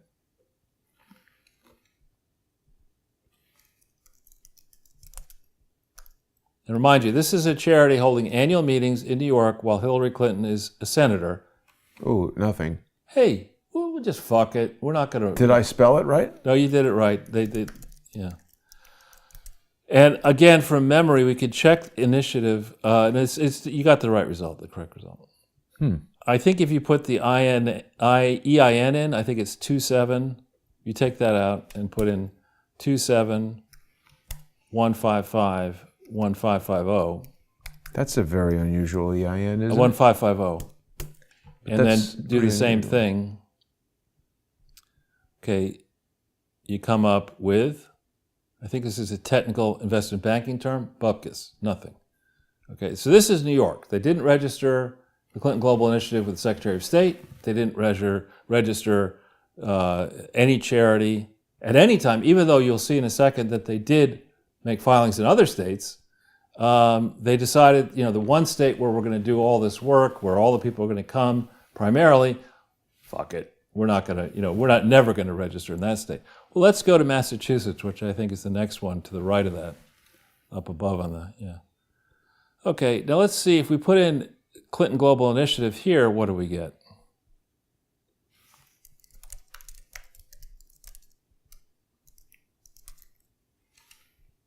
Ah, we do. And this is some interesting typo here. Merged, I mean merged into the main one. We're going to show in a second they didn't do that either, but if you just hit the blue link, okay, and we go to the bottom, all right, we have, look at the bylaws, item 11, view. Okay, let's look at the date of the bylaws. This thing was incorporated on September 4th, 2009. Here are the bylaws of the Clinton Global Initiative. You go to the final page. Okay, and you look at the bottom, you'll see the 4th day of August 2010. Now, we've seen this over and over again. With the Clinton Foundation, the main one, incorporated October 23rd, 1997, bylaws adopted December 23rd, 1997. If you had simply incorporated something and nothing happened between October 23rd of 1997 and December 23rd, 1997, nothing. No phone calls, nothing, no corporate acts, nothing. Not paying for anything.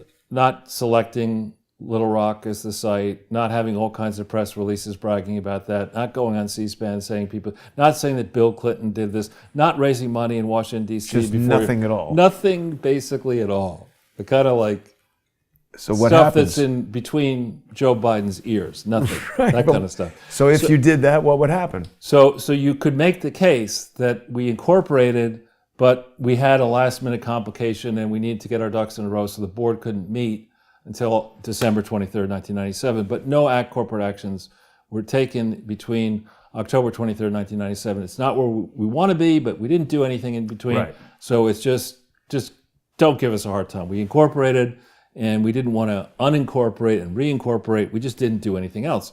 Well, here are the bylaws of the Clinton Global Initiative.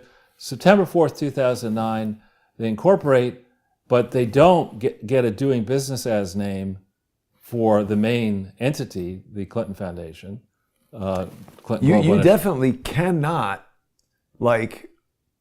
put checks in the bank for a different name. Unless you're a former president of the United States. Right. When I changed the name and changed the activity of my for-profit business, I went to the bank and they were like, "What is this?" Right, I know. And we couldn't cash the checks. I had to create a DBA. Or in my case, you get a check, a tax return, a refund made out to Charles and Clarissa Ortel from the IRS. And you try to deposit that check in Clarissa Bushman's account or they won't. The bank's like, Jaime Manouche Bank and Trust or whatever you want to call it, or Acme Consolidated Bank next to the COVID tent. They're not going to accept Bank of Weed World might take it. No, even them. They're probably, no. They have Uncle Bud now on the corner here. Did you see that? I did. The Chinese weed truck? So here, the bylaws are not adopted till August 4th, 2010. So think about that. They have B-Rock goes to the CGI in 2009 in New York. There's no bylaws. There's a big meeting. All these people go. Commitments to action are made. And press releases are made, and money is raised, and money supposedly happens, but there are no bylaws. But isn't it true, Charles? I mean, maybe not for you, but When I get invited to like the China Film Festival or whatever, I'm not researching it. They just say we're going to send you a plane ticket. But again, this is supposed to be a public charity, the Clinton Global Initiative. You get special benefits. And I'm not the president. And you're not yet. But you're the president of this apartment. That's true. This particular apartment, not the building. But, so and here you have all these, I mean, I would have thought that if you're somebody whose wife is the Secretary of State, and you were the former president, and you made some really nasty comments about B-Rock, during the whole thing, 10 years ago, that guy would have been getting his coffee, or you get up Sidney Vicious Blumenthal to do the New Yorker cover. Now you've dragooned B-Rock in to speak in New York in September 2009, and then in September 2010, but you don't bother to put the bylaws together, and you got no audit, no nothing on this Clinton Global Initiative. They got nothing. And the problem to try to restart it today, especially in the press release, or the summary of the press release said that Bill made a point of saying, we've been doing this for 17 years. Okay. Why 17? There's 17 again. No, it's just how math works, 2005 to 2000. But I'm saying they chose 17 for some reason. Well, whatever. I mean, it makes sense they wouldn't have tried this during the pandemic. They chose that too. But here's a mountain of Massachusetts evidence. We can go through this if we go back into the index. So is this here as part of the function of them getting kicked out of Massachusetts?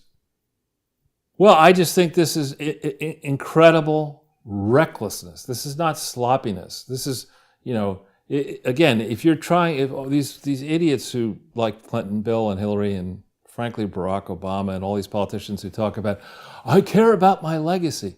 Okay, it's easy. Your legacy is going to be horrible. Your legacy is you're an idiot. Most people think horn dog. Most people like him. He is the most popular guy on Twitter right now. Not Bill Clinton. Barack Obama. I was referring to Bill Clinton. Oh. Always talking about his legacy, and this is planning ahead on his legacy. So if we go back into the index, if we can, for this Massachusetts stuff, and now do you see a 990 for 2009? Do you see one for 2010? There's none for 9. They filed one, but they didn't give it to Massachusetts.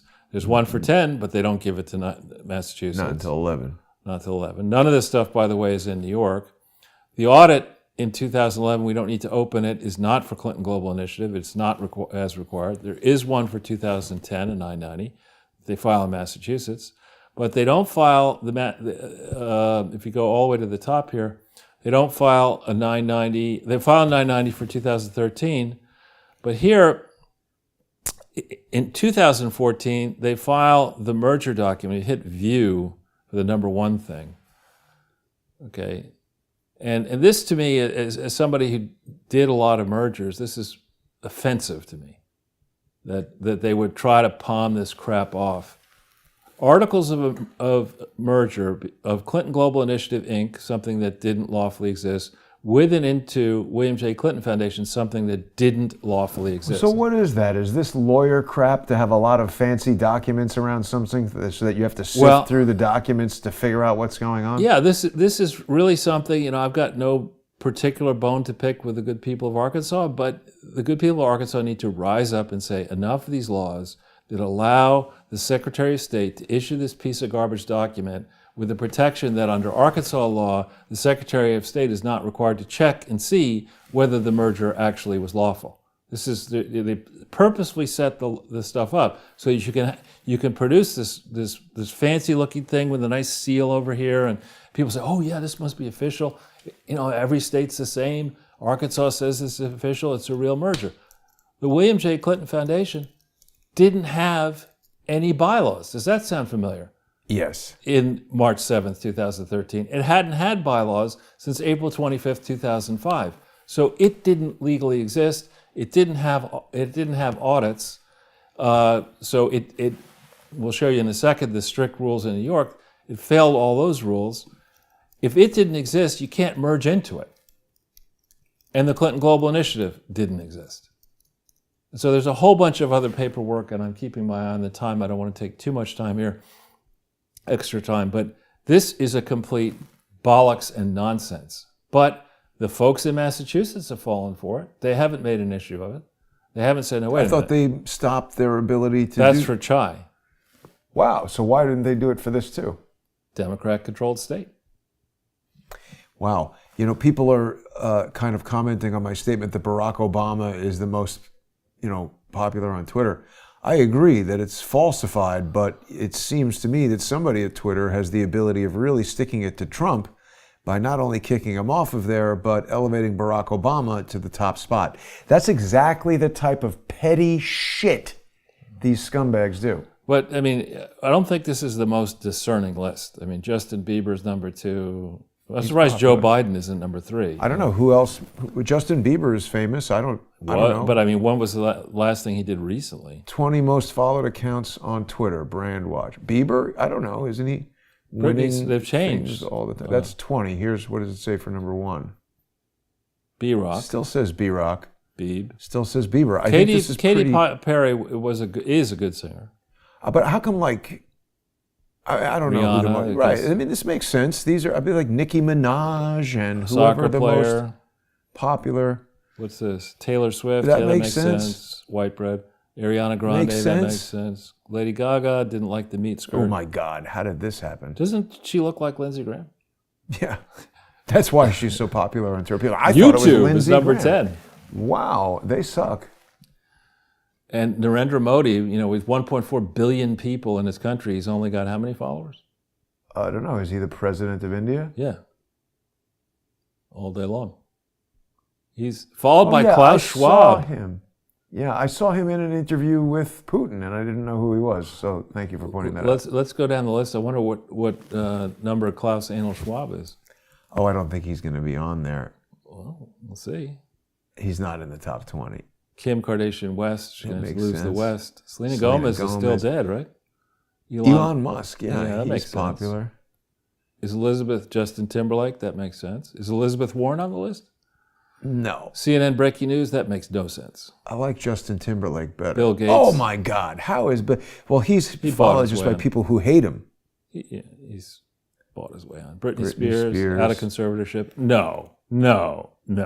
What is that? Kamal? Oh, CNN. CNN. Yeah. It tells you everything you need to know. CNN is number 20th I'm not in the kidding world. when I say this. This is a rigged platform. Twitter is totally stacked deck. Right. And I've said it before that the CEO of the Emmys was a big executive over there, and I think that might have something to do with some of the problems I'm having on there. Could be. Well, so let's go to, if we can go to North Carolina, because we've done New York, we've done Massachusetts, and now let's go, and if you punch in, searching for Clinton Global Initiative. Third thing down.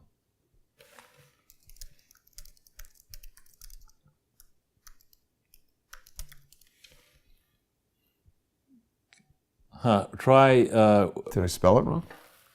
It should be there. I just didn't. Whoops. What is that? Search again. Try. It says starting with. Why don't you put in contains any words? Clinton and Global. I just did it before we came over here and it came up. So I'm sure I did something wrong. Global Holdings. No. We don't want that. We want it to just say, what the hell is this website? Try initiative. Put initiative in there.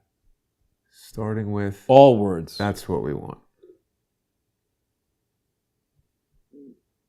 This website is terrible. Huh. All right. Then try. That's weird. Try. Should I just?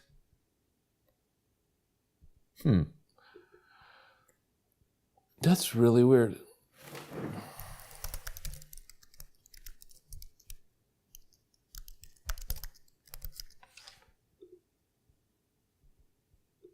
What is it? SSOID? I don't know. Well, suffices to say, it says here in North Carolina, the one when I found it, it said canceled or suspended or something. I want to see that. How do we get that? What's the EIN? Just try, can you search by EIN? What? Yeah, let's try it. What's the EIN? Well, you can 27-17 155-1550. I don't think it's going to work. Are we searching in the wrong place? This is business register. You should do NC charity search. I thought I did. Try that, yeah.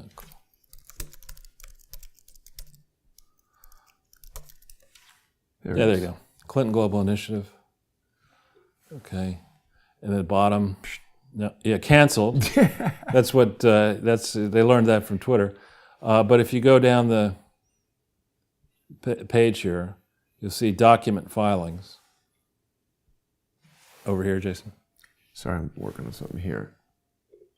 Here we go. Okay, initial charity, federal extension, renewal, correspondence, withdrawal. Let's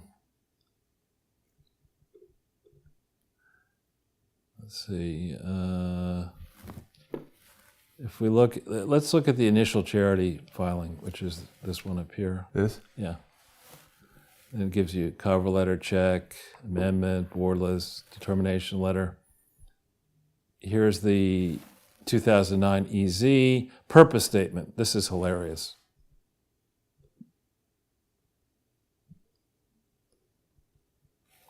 All right, you look at it's a word salad. On and on and on. Using that old typewriter font. Courier.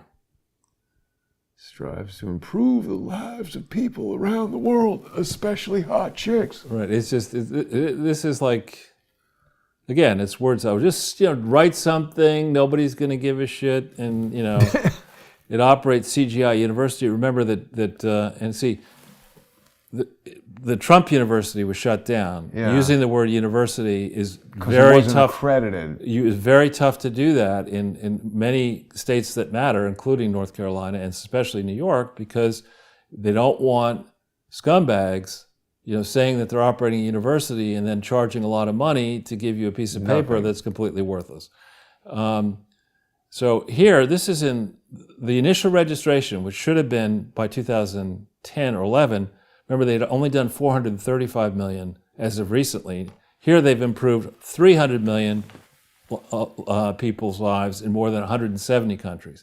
This is by the first. But did they ask them all? Like, how's your life? I'm just saying. Sucks since I met you. Breakneck pace. I've improved a lot of lives in 2011, but by 2020, it's like I can't even improve the life of the guy who's on the cardboard box in front of my head. But seriously, that's a vague statement. Improve the lives. Well, how do you gauge that?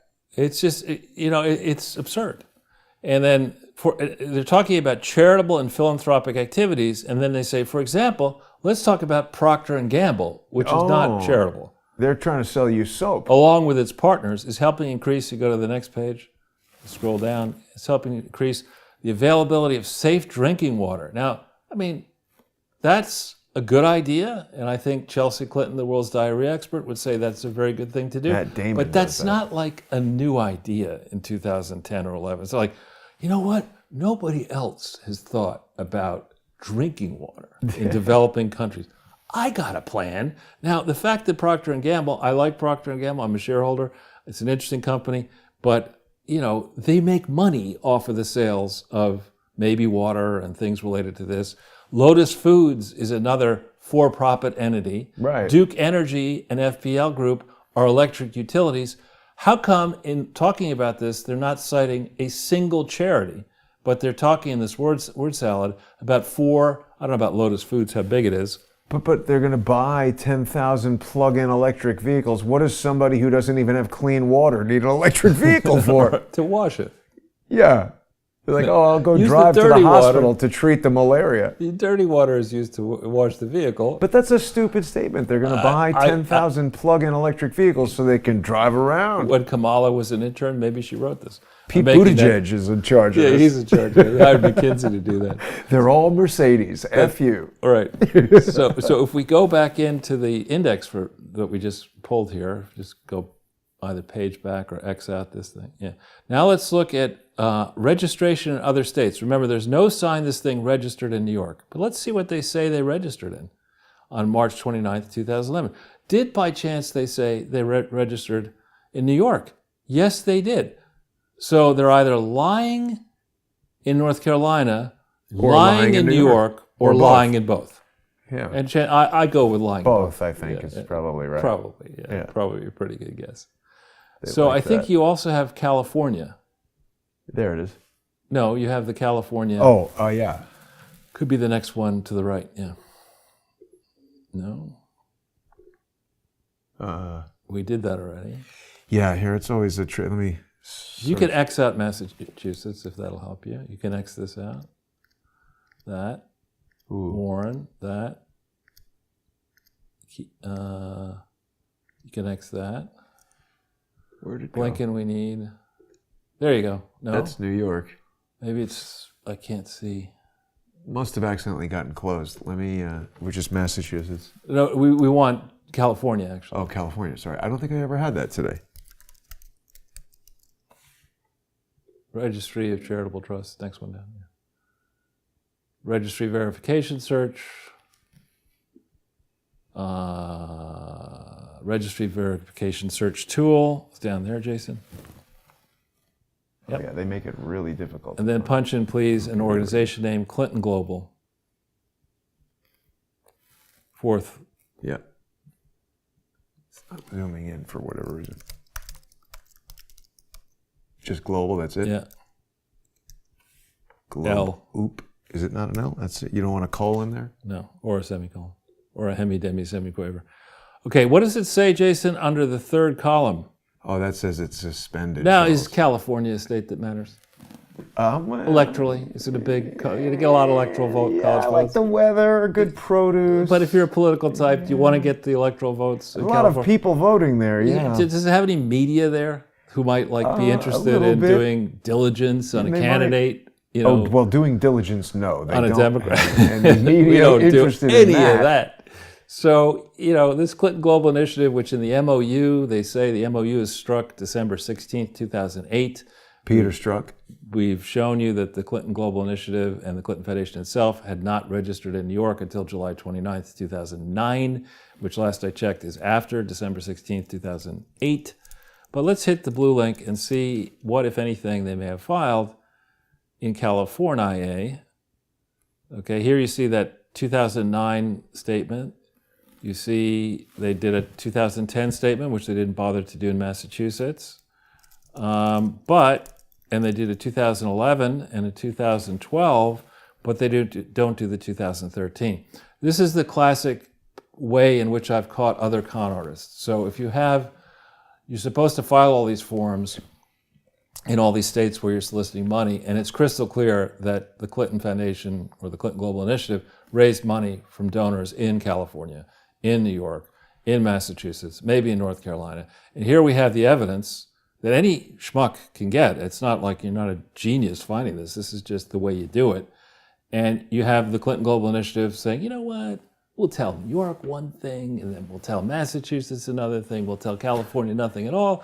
And meanwhile, we'll send Wild Willie around, and let him brag about the lives he's improved and the money he's raised, and get all kinds of positive. Let's let him do a book, giving. He'll charge $6 million to write a book about all about giving for something that didn't exist. Give me the money for the book. Yeah, putting people first. Yeah.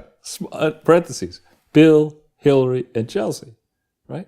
And now, this work that we're doing is work that we had done previously. We hadn't had the hook of the Clintons trying to restart this before, but a brief segue into Bill Barr's book.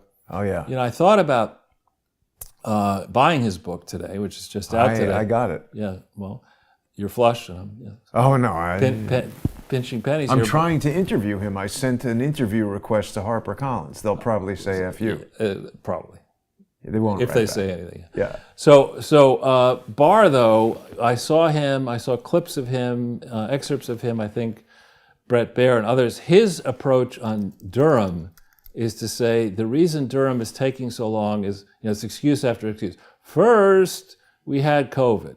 Yeah. And that meant with COVID, everybody had to be careful. And that meant the grand juries couldn't meet. And we were waiting for, the first excuse actually was, we're waiting for Horowitz to give his report so we can comment on the Horowitz report. Rubbish. To get to the bottom of why they did all this, why they were getting Trumpy, you go into this stuff that we just spent time on today, an hour on today. That's in the public domain. You don't need a grand jury. What you have is clear evidence of how, that's great. This was Larry's show where Bill Barr takes his final dive for the Clintons. That's nightmare inducing. Well, it's a different style of graphics for Larry's show. Yeah, that's nightmare inducing. But anyway, Barr and Tish James and others, they don't need to Durham doesn't need to wait for all this stuff. He just needs to ask the question, how much money was raised in the name of the Clinton Foundation? Where did that money go? He's how much? not gonna... I understand, but you know, here you have Tish James, for example. I tweeted this out. Here's Tish James and the social justice wing of the Democrat Party and the Rhinos all saying that there's such a thing as white privilege. You want the clearest sign of white privilege. Is Bill Clinton white? I know he said he was the first black president. He looks like chalk. Right, but he's, you know, he's an albino. He's so white. And you got him running a gigantic grifter enterprise with this good-for-nothing daughter who has made all kinds of money somehow, and Hillary and Bill with all these mansions, running this charity that's never reported properly, multiple charities. Tish James, to her credit, whether it's a limited hangout or not, is going after Black Lives Matter for their, I think, massive fraud here in New York and elsewhere, and other attorney generals are, for much smaller amounts than just the Clinton Global Initiative. Forget the other charities, just the Clinton Global. I say that unless Tish James persons up and goes after the Clinton Global Initiative and goes after Bill Clinton and Hillary Clinton and Chelsea Clinton, then she's all in for white privilege. And as I said to her, I tweeted out to her yesterday or 2 days ago, I said, listen, you're a lot smarter than Cheryl Mills and Maggie Williams and these other black women that the Clintons have hid behind to cover up their crimes. That's their tactic. Get in trouble, yeah. Put out a black woman to defend you, which is what Cheryl Mills did in the impeachment trial. That's one of the winning arguments. She got up in front and she said, I wouldn't be, in so many words, I wouldn't be standing here today if it weren't for people like Bill Clinton who believed in me and gave me a chance and put a lot of money in my Swiss bank account and didn't kill me and whatever. I wouldn't be here today. That's the tack they take. Is Tish James going to fall for that tack? Or is she going to stand up and say, listen, I am not a Clinton corrupt Democrat. You know, I'm going to be my own type of corrupt Democrat, or I'm going to be a clean Democrat, but I'm not a Clintonite. Let's send these carpetbagging Clintons back to Arkansas, back to Illinois, back to hell, wherever they came from. Get them the fuck out of this state, and let's make an example of their grifting. And let's make sure, I mean, they think they're going to restart this, and they're down a track now where they've said, okay, September 17th, we're going to have our annual meeting in 2022. I hope they're spending a lot of money putting this together. I hope they put down payments down. I hope they've contacted all their old donors asking for money for this Clinton Global Initiative, because this thing, if it does happen on the 17th, will be yet another exhibit. It's happening on the 17th? Of December. Of September. 2022. 17 years after the last one. Right. They picked those dates. No numerology there. But I think it's probably around the time of the UN General Assembly. That's how they've done it in the past. So I think we've managed within the 2 hours to hit a bunch of stuff. But just real quick on Bill Barr, I mean, I'm only a couple, like 4 chapters into it, but I just don't understand how Trump could not see that Bill Barr is a straight up, company man, CIA from the time he was an intern in college. His father was OSS. He's just totally up the ass of Herbert Walker Bush. There's incredible things in the book, Charles. He reveals in the book that he was George H.W. Bush's assistant, helping him answer questions to the church committee hearings. Really? Yes. where Joe Biden was Frank Church's right-hand man. I think the only person not in on the joke was Frank Church. Oh, good point. You've got the Tony Blinken Wikipedia. Ah, yeah, let's look we at that. We should look at that for a scumbag. second. I mean, I looked at that thing and just my eyes popped out of my head. Because he's also of Ukrainian descent. I mean, do we have a penetration in the State Department of generational spies? I mean, I thought there was, what's that thing? There's the Cincinnatus, or the Society of Cincinnati. Those Cleveland Steamer? Cincinnati is you have to be a direct male descendant of somebody who is a high level in the Revolutionary War. Wow. And he is definitely, I mean, I don't think there's any direct male descendant of a prominent Ukrainian politician or whatever, but it seems like all of these people swarming around what's going on in America today have some link, or to North Ukraine. America, to Ukraine. So here you see, he was Deputy National Security Advisor from 2013 to 15. Now in that time frame, Jason, what was going on? Hillary had left, and they were trying like hell to cover up the destruction of Libya. No. The bleach spitting of emails. You know, Hillary had her emails. They were gone. They had this whistleblower. They had the guy who represents the Ukrainian whistleblower, was the Inspector General of the Intelligence, the IC, whatever it is. Oh, you mean McCulloch. right? He becomes the lawyer for the whistleblower who can't firm. be retained. Oh, right. Yes. And yes, that's yes, the guy who's vacuuming up all the incriminating evidence to issue this report, which somehow goes to the FBI, which triggers an investigation. He's the Deputy National Security Advisor, Blinken is at this time. Then he becomes the Deputy Secretary of State from 2015 to 17, when Barack is doing his level best to jump upside Trump, right? In the Clinton administration, he's on the National Security Council during the entire period that they fucked up the world, 1994 to 2001. This is a dangerous and unconstitutional thing, this National Security Council. Then he advocated for the invasion of Iraq. And also he's working for this Center for Strategic, this is another one of these think tank. Stink tank. Looks very much like the Brookings Institution. Is it in the same building? It's, I think, called a stink tank. But is this the same building? I don't know. They're just the same architect? But look at this. He was foreign policy advisor for Joe Biden's 2008 presidential campaign. Now think about that. How'd that go? Not well. But I mean, beyond that, I mean, why would you jump into that role? Okay, then Deputy Assistant to the President, National Security Advisor to the Vice President, Joe Biden. He crafted U.S. policy on Afghanistan, the nuclear program of Iraq. And then he sets up this thing, co-founding West Exec Advisors. And that's with, I don't know who Sergio Aguirre or Nitin Chadha are, but Lisa Monaco is a piece Avril Haines. Avril Haines is a piece of work. She's the... And look at this. Jen Psaki. Right. The redheaded stepchild. Avril Haines is now the... Let's not jump into that quite yet. So I want to go rigorously through this stuff. So look at his early life and education. Okay? Born in Yonkers. Yonkers, that's a Nazi hotbed. To Donald Blinken, ambassador to Hungary. But wait, we can't gloss over that he's Jewish, because that is another characteristic. Bill Barr also reveals in the book that his father was Jewish, renounces Judaism, converts to, I think, Christianity, Catholicism, I forget which, but these are all kind of like ex-Jews. What's not in here is all these ancestors are Ukrainian. Right. He's at Dalton School. I think a relative was at my school, Horace Mann. Dalton School was run by Barr's father. Not then, though. Not in 71, I don't think. When did he leave?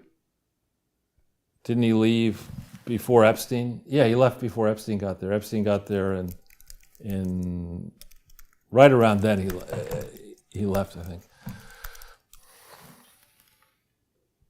74. Headmaster from 1964 to 1974. Okay, so he's right in there. All right. Okay. This is spook central right here. All right, keep going. So he goes to Harvard from 1980s. After I left, I leave in June of 1980. He gets there in September of 1980. He majored in social studies. Now, there are a lot of smart people at Harvard. Social studies is not, you don't say, I want my kid to drop everything and go through the social studies program at Harvard. I mean, that's He's a lawyer, Charles. a liar, I think. Actually. Yes. Yeah. So he eventually gets to Columbia Law School. Then he's got the genius. He works with his father to raise money for Michael Dukakis. He's got all the winners. This Right, guy he really knows how to pick them. This is the guy you want on the board of directors who's always wrong. You do the opposite of whatever Blinken says, and you're in business. And then he writes this monograph, Ally versus Ally, America, Europe, and the Siberian Pipeline Crisis. Okay, he's on the national security staff under Clinton. He supports the invasion in Iraq. Of course he does. He works with Joe Biden, chair of the Senate Foreign Relations Committee, an idiot. Formulating Biden's support for the U.S. invasion of Iraq. So it's Team Stupid, and they're just right back at it again. And he wants to divide up Iraq into Shiistan, Sunnistan, and Iraq. This is what they want to do to Russia, to balkanize Russia, kill Putin, take all the assets, and just do that all over the place. Right. So he replaced Bill Burns is now the head of this. Is it Bill Burns? Yeah. Is it Chris? Who's the head of the CIA now? That might be Burns. Right. Yeah. Is it? I don't know if it's Bill Burns. It is. Okay, so he's running the CIA. Blinken said regarding Osama bin Laden killing that dude, I've never seen a more courageous decision made by a leader. And I got to say, this picture is a bad picture. It's obviously set up. I don't even think they're all in the room together. Well, people have said that before, but I have not seen the evidence that... It just doesn't look to scale. I mean, if you were to put Biden and Obama close to each other, I think Obama is about the same size as Biden. But he's closer to the camera. We don't know the focal length of the lens. Where's Vindman in this picture? You have Blinken Here's in Blinken the back. right here. Yeah. On Donder, on Blinken. Here's Brennan, Clapper, all the scumbags. Yeah, again, this picture looks to me like a melange. I'm no expert on it, but I would like experts. It's possible. A lot of people have said that to me, but there are some things here that, not that it can't be done, but I'm looking at the bokeh from the lens as people are getting closer to the lens. She's slightly out of focus. He's slightly less out of focus, slightly less. Sharp, slightly out of focus. This is very, very good forgery if it was forged. Obviously, there's been some manipulation of the image, but I don't know. We would have to... I'm not saying it isn't, but people who have made that suggestion to me before have not pointed out specific anomalies that we could I'm just saying, evaluate. I just compare Obama to Biden, and I don't know how tall Biden is, and I don't know how... That can't be more than 6 feet apart. It's probably 3 feet, 4 feet apart. Not even his knee is practically touching the chair. Right. I don't think that makes sense. Anyway, if we stay though into the Wikipedia for a second, we go down this. He supported our intervention in Libya, supplying weapons to Syrian rebels. I mean, how did this guy get confirmed? Because they want war. His support for Saudi Arabia jacking up the Yemen. Wow. Has he ever worked for a bomb company? Okay, private sector. Now this I call total bullshit on this. Look, you know you're going to love this. Jigsaw. Yeah, isn't that the... No, that's Google Project Zero. Jigsaw is Google's integration with government stuff, I'm pretty sure. All right. Jigsaw is a technology incubator, as if it was under Google management, used to operate as an independent subsidiary of Alphabet, dedicated to understanding global challenges. And what about finishing sentences? I don't see the end of that. Yeah, But just look at this though. Israeli artificial development company, a surveillance drone, which signs the contract, and Fortune 100 types. Okay. How did Blinken get $1.2 million in compensation for this? Wow. Okay, and they're this is not Tina Flournoy, who is Kamala Harris's chief of staff. Wait a minute. Now they describe it as Google Jigsaw is a unit within Google that explores threats to open societies. Right. Sounds like it's funded by George Soros and builds technology that inspires scalable units. I believe I saw a press conference with an executive from Google Jigsaw and the CEO of the Emmys at the same thing speaking together, and I believe she said that was the element of Google that's working with the Defense Department. So do you smell it? The swamp. Yes. I mean, so Floridine and others compared West Exec to Kissinger Associates. Now look at the other people in Pine Island Capital Partners. You got Blinken in that, Michelle Flournoy, Lloyd Austin, the dumbest defense secretary we've ever had, and we've had some stupid ones. And they put together, and the final stretch of Biden's presidential campaign, they raised $218 million for a special purpose acquisition company, SPAC, to invest in defense, government service, and aerospace industry, and COVID-19 relief, which the firm's prospectus predicted would be profitable as the government looked to private contractors to address the pandemic. Well, this is grift. Making profit from the pandemic? Yeah. And this, and how, by December 2020, the New York Times is raising questions, okay? Oh. But not until then. How did this guy get through the Senate? It's ridiculous. Because crooked. Actually, I'll tell you how they got through. It's like, Tony, look, it's Dianne Feinstein here. You're a piker. What does your wife do? I mean, my husband is making billions. Out of curiosity, Jason, who is Tony Blinken's wife? I don't know. It'll be in the personal Blind section. woman? It's in the, keep going, personal life, section 5. Evan Ryan. It's a woman, actually. Is it? Yeah. Oh, wow, she's pretty. Yeah, okay. But look, in 2002, so he gets married when he's 41, which is a little bit unusual. Not that there's anything wrong with that. Well, he's been busy. Grifting. But look at her job.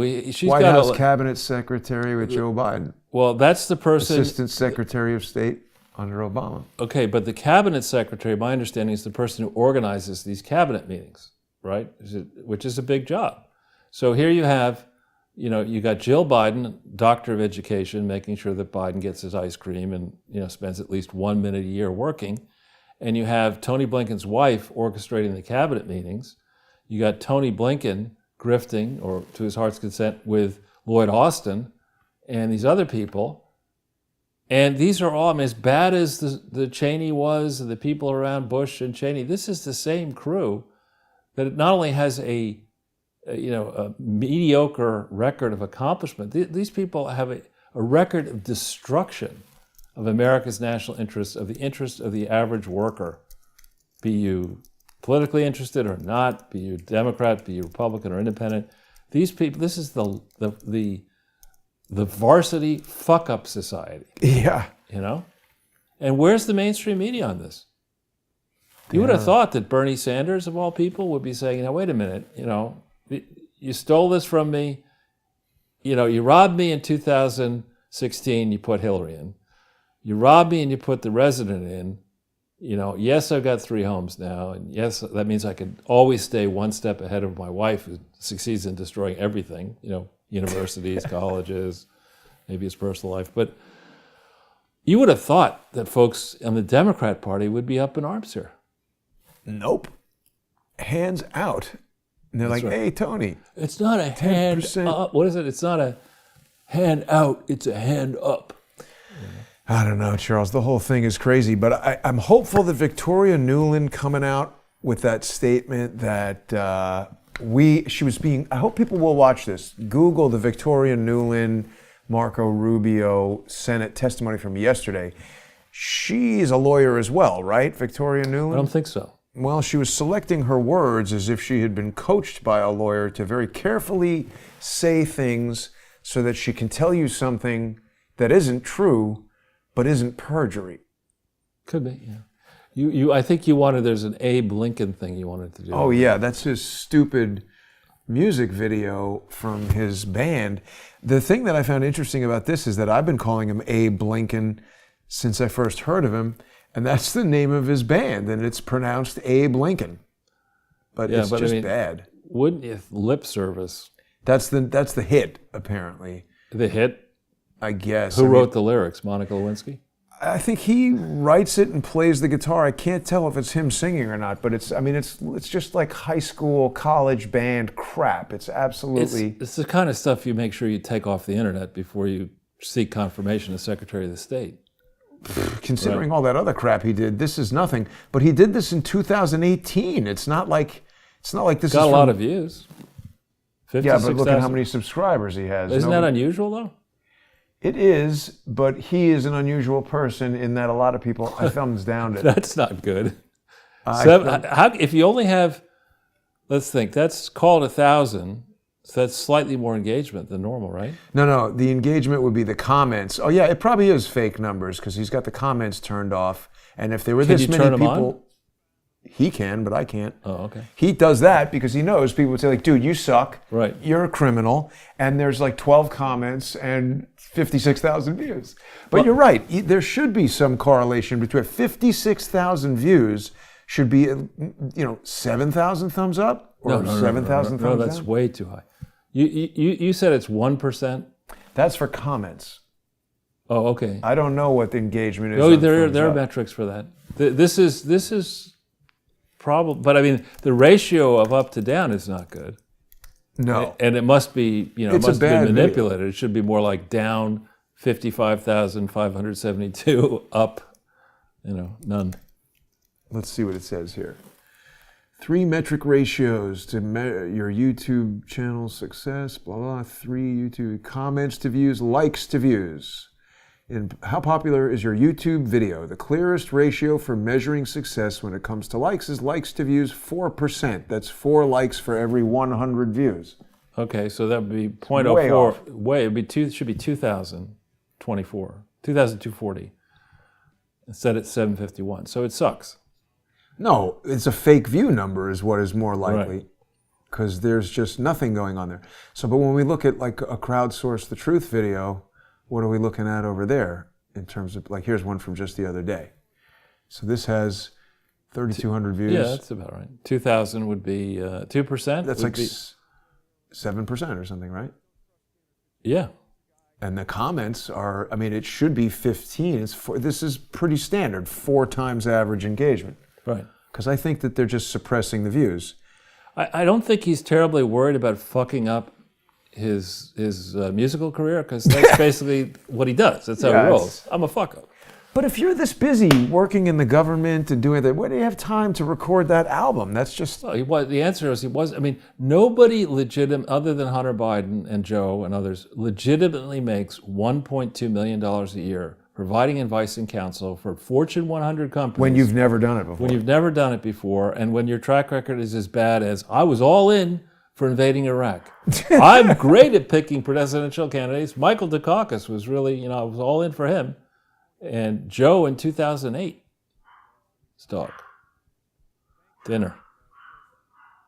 The Chihuahua. There was a big thing with that neighbor the other day. But anyway, Charles, unless there's anything else you'd like to discuss, I want to thank everybody who took advantage of the 3-day free trial on subscribestar.com/crowdsource the truth. And actually, about 10 people canceled after the 3 days, and which they said they just got it for free to watch the video and intended to cancel. Yeah.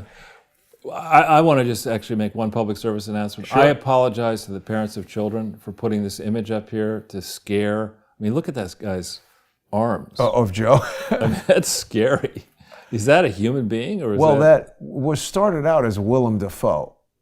It ended up as Joey DeGrosse. Yeah, he's not the best. He's a total loser. Yeah. But the point of what I was getting at is the 3-day free trial is still there. People who get onto subscribestar.com/crowdsource the truth and sign up for a $5 per month subscription, you've got a 3-day period. You could watch every single video and then cancel if that's what you're into. My hope is that people will like it and stay there. You can also go to patreon.com/crowdsource the truth, but please sponsor the show. And another good reason to become a sponsor is later tonight at 8:30. We've got High Dive with Lee Stranahan, and we're going to be talking about more of these neocon, Ukrainian descendant American politicians that have been messing around in Ukraine.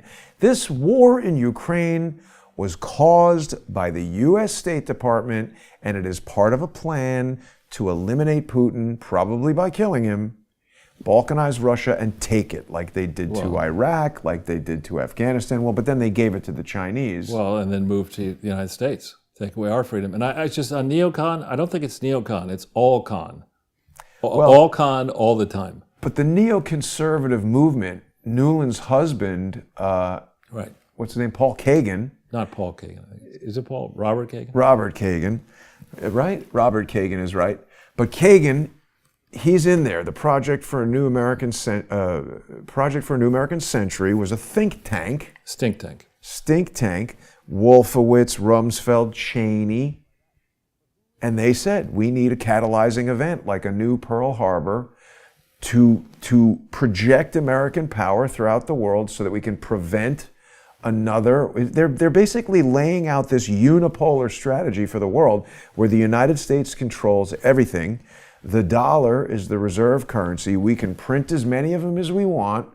Nothing backs the value except that we're going to kill you if you don't use it.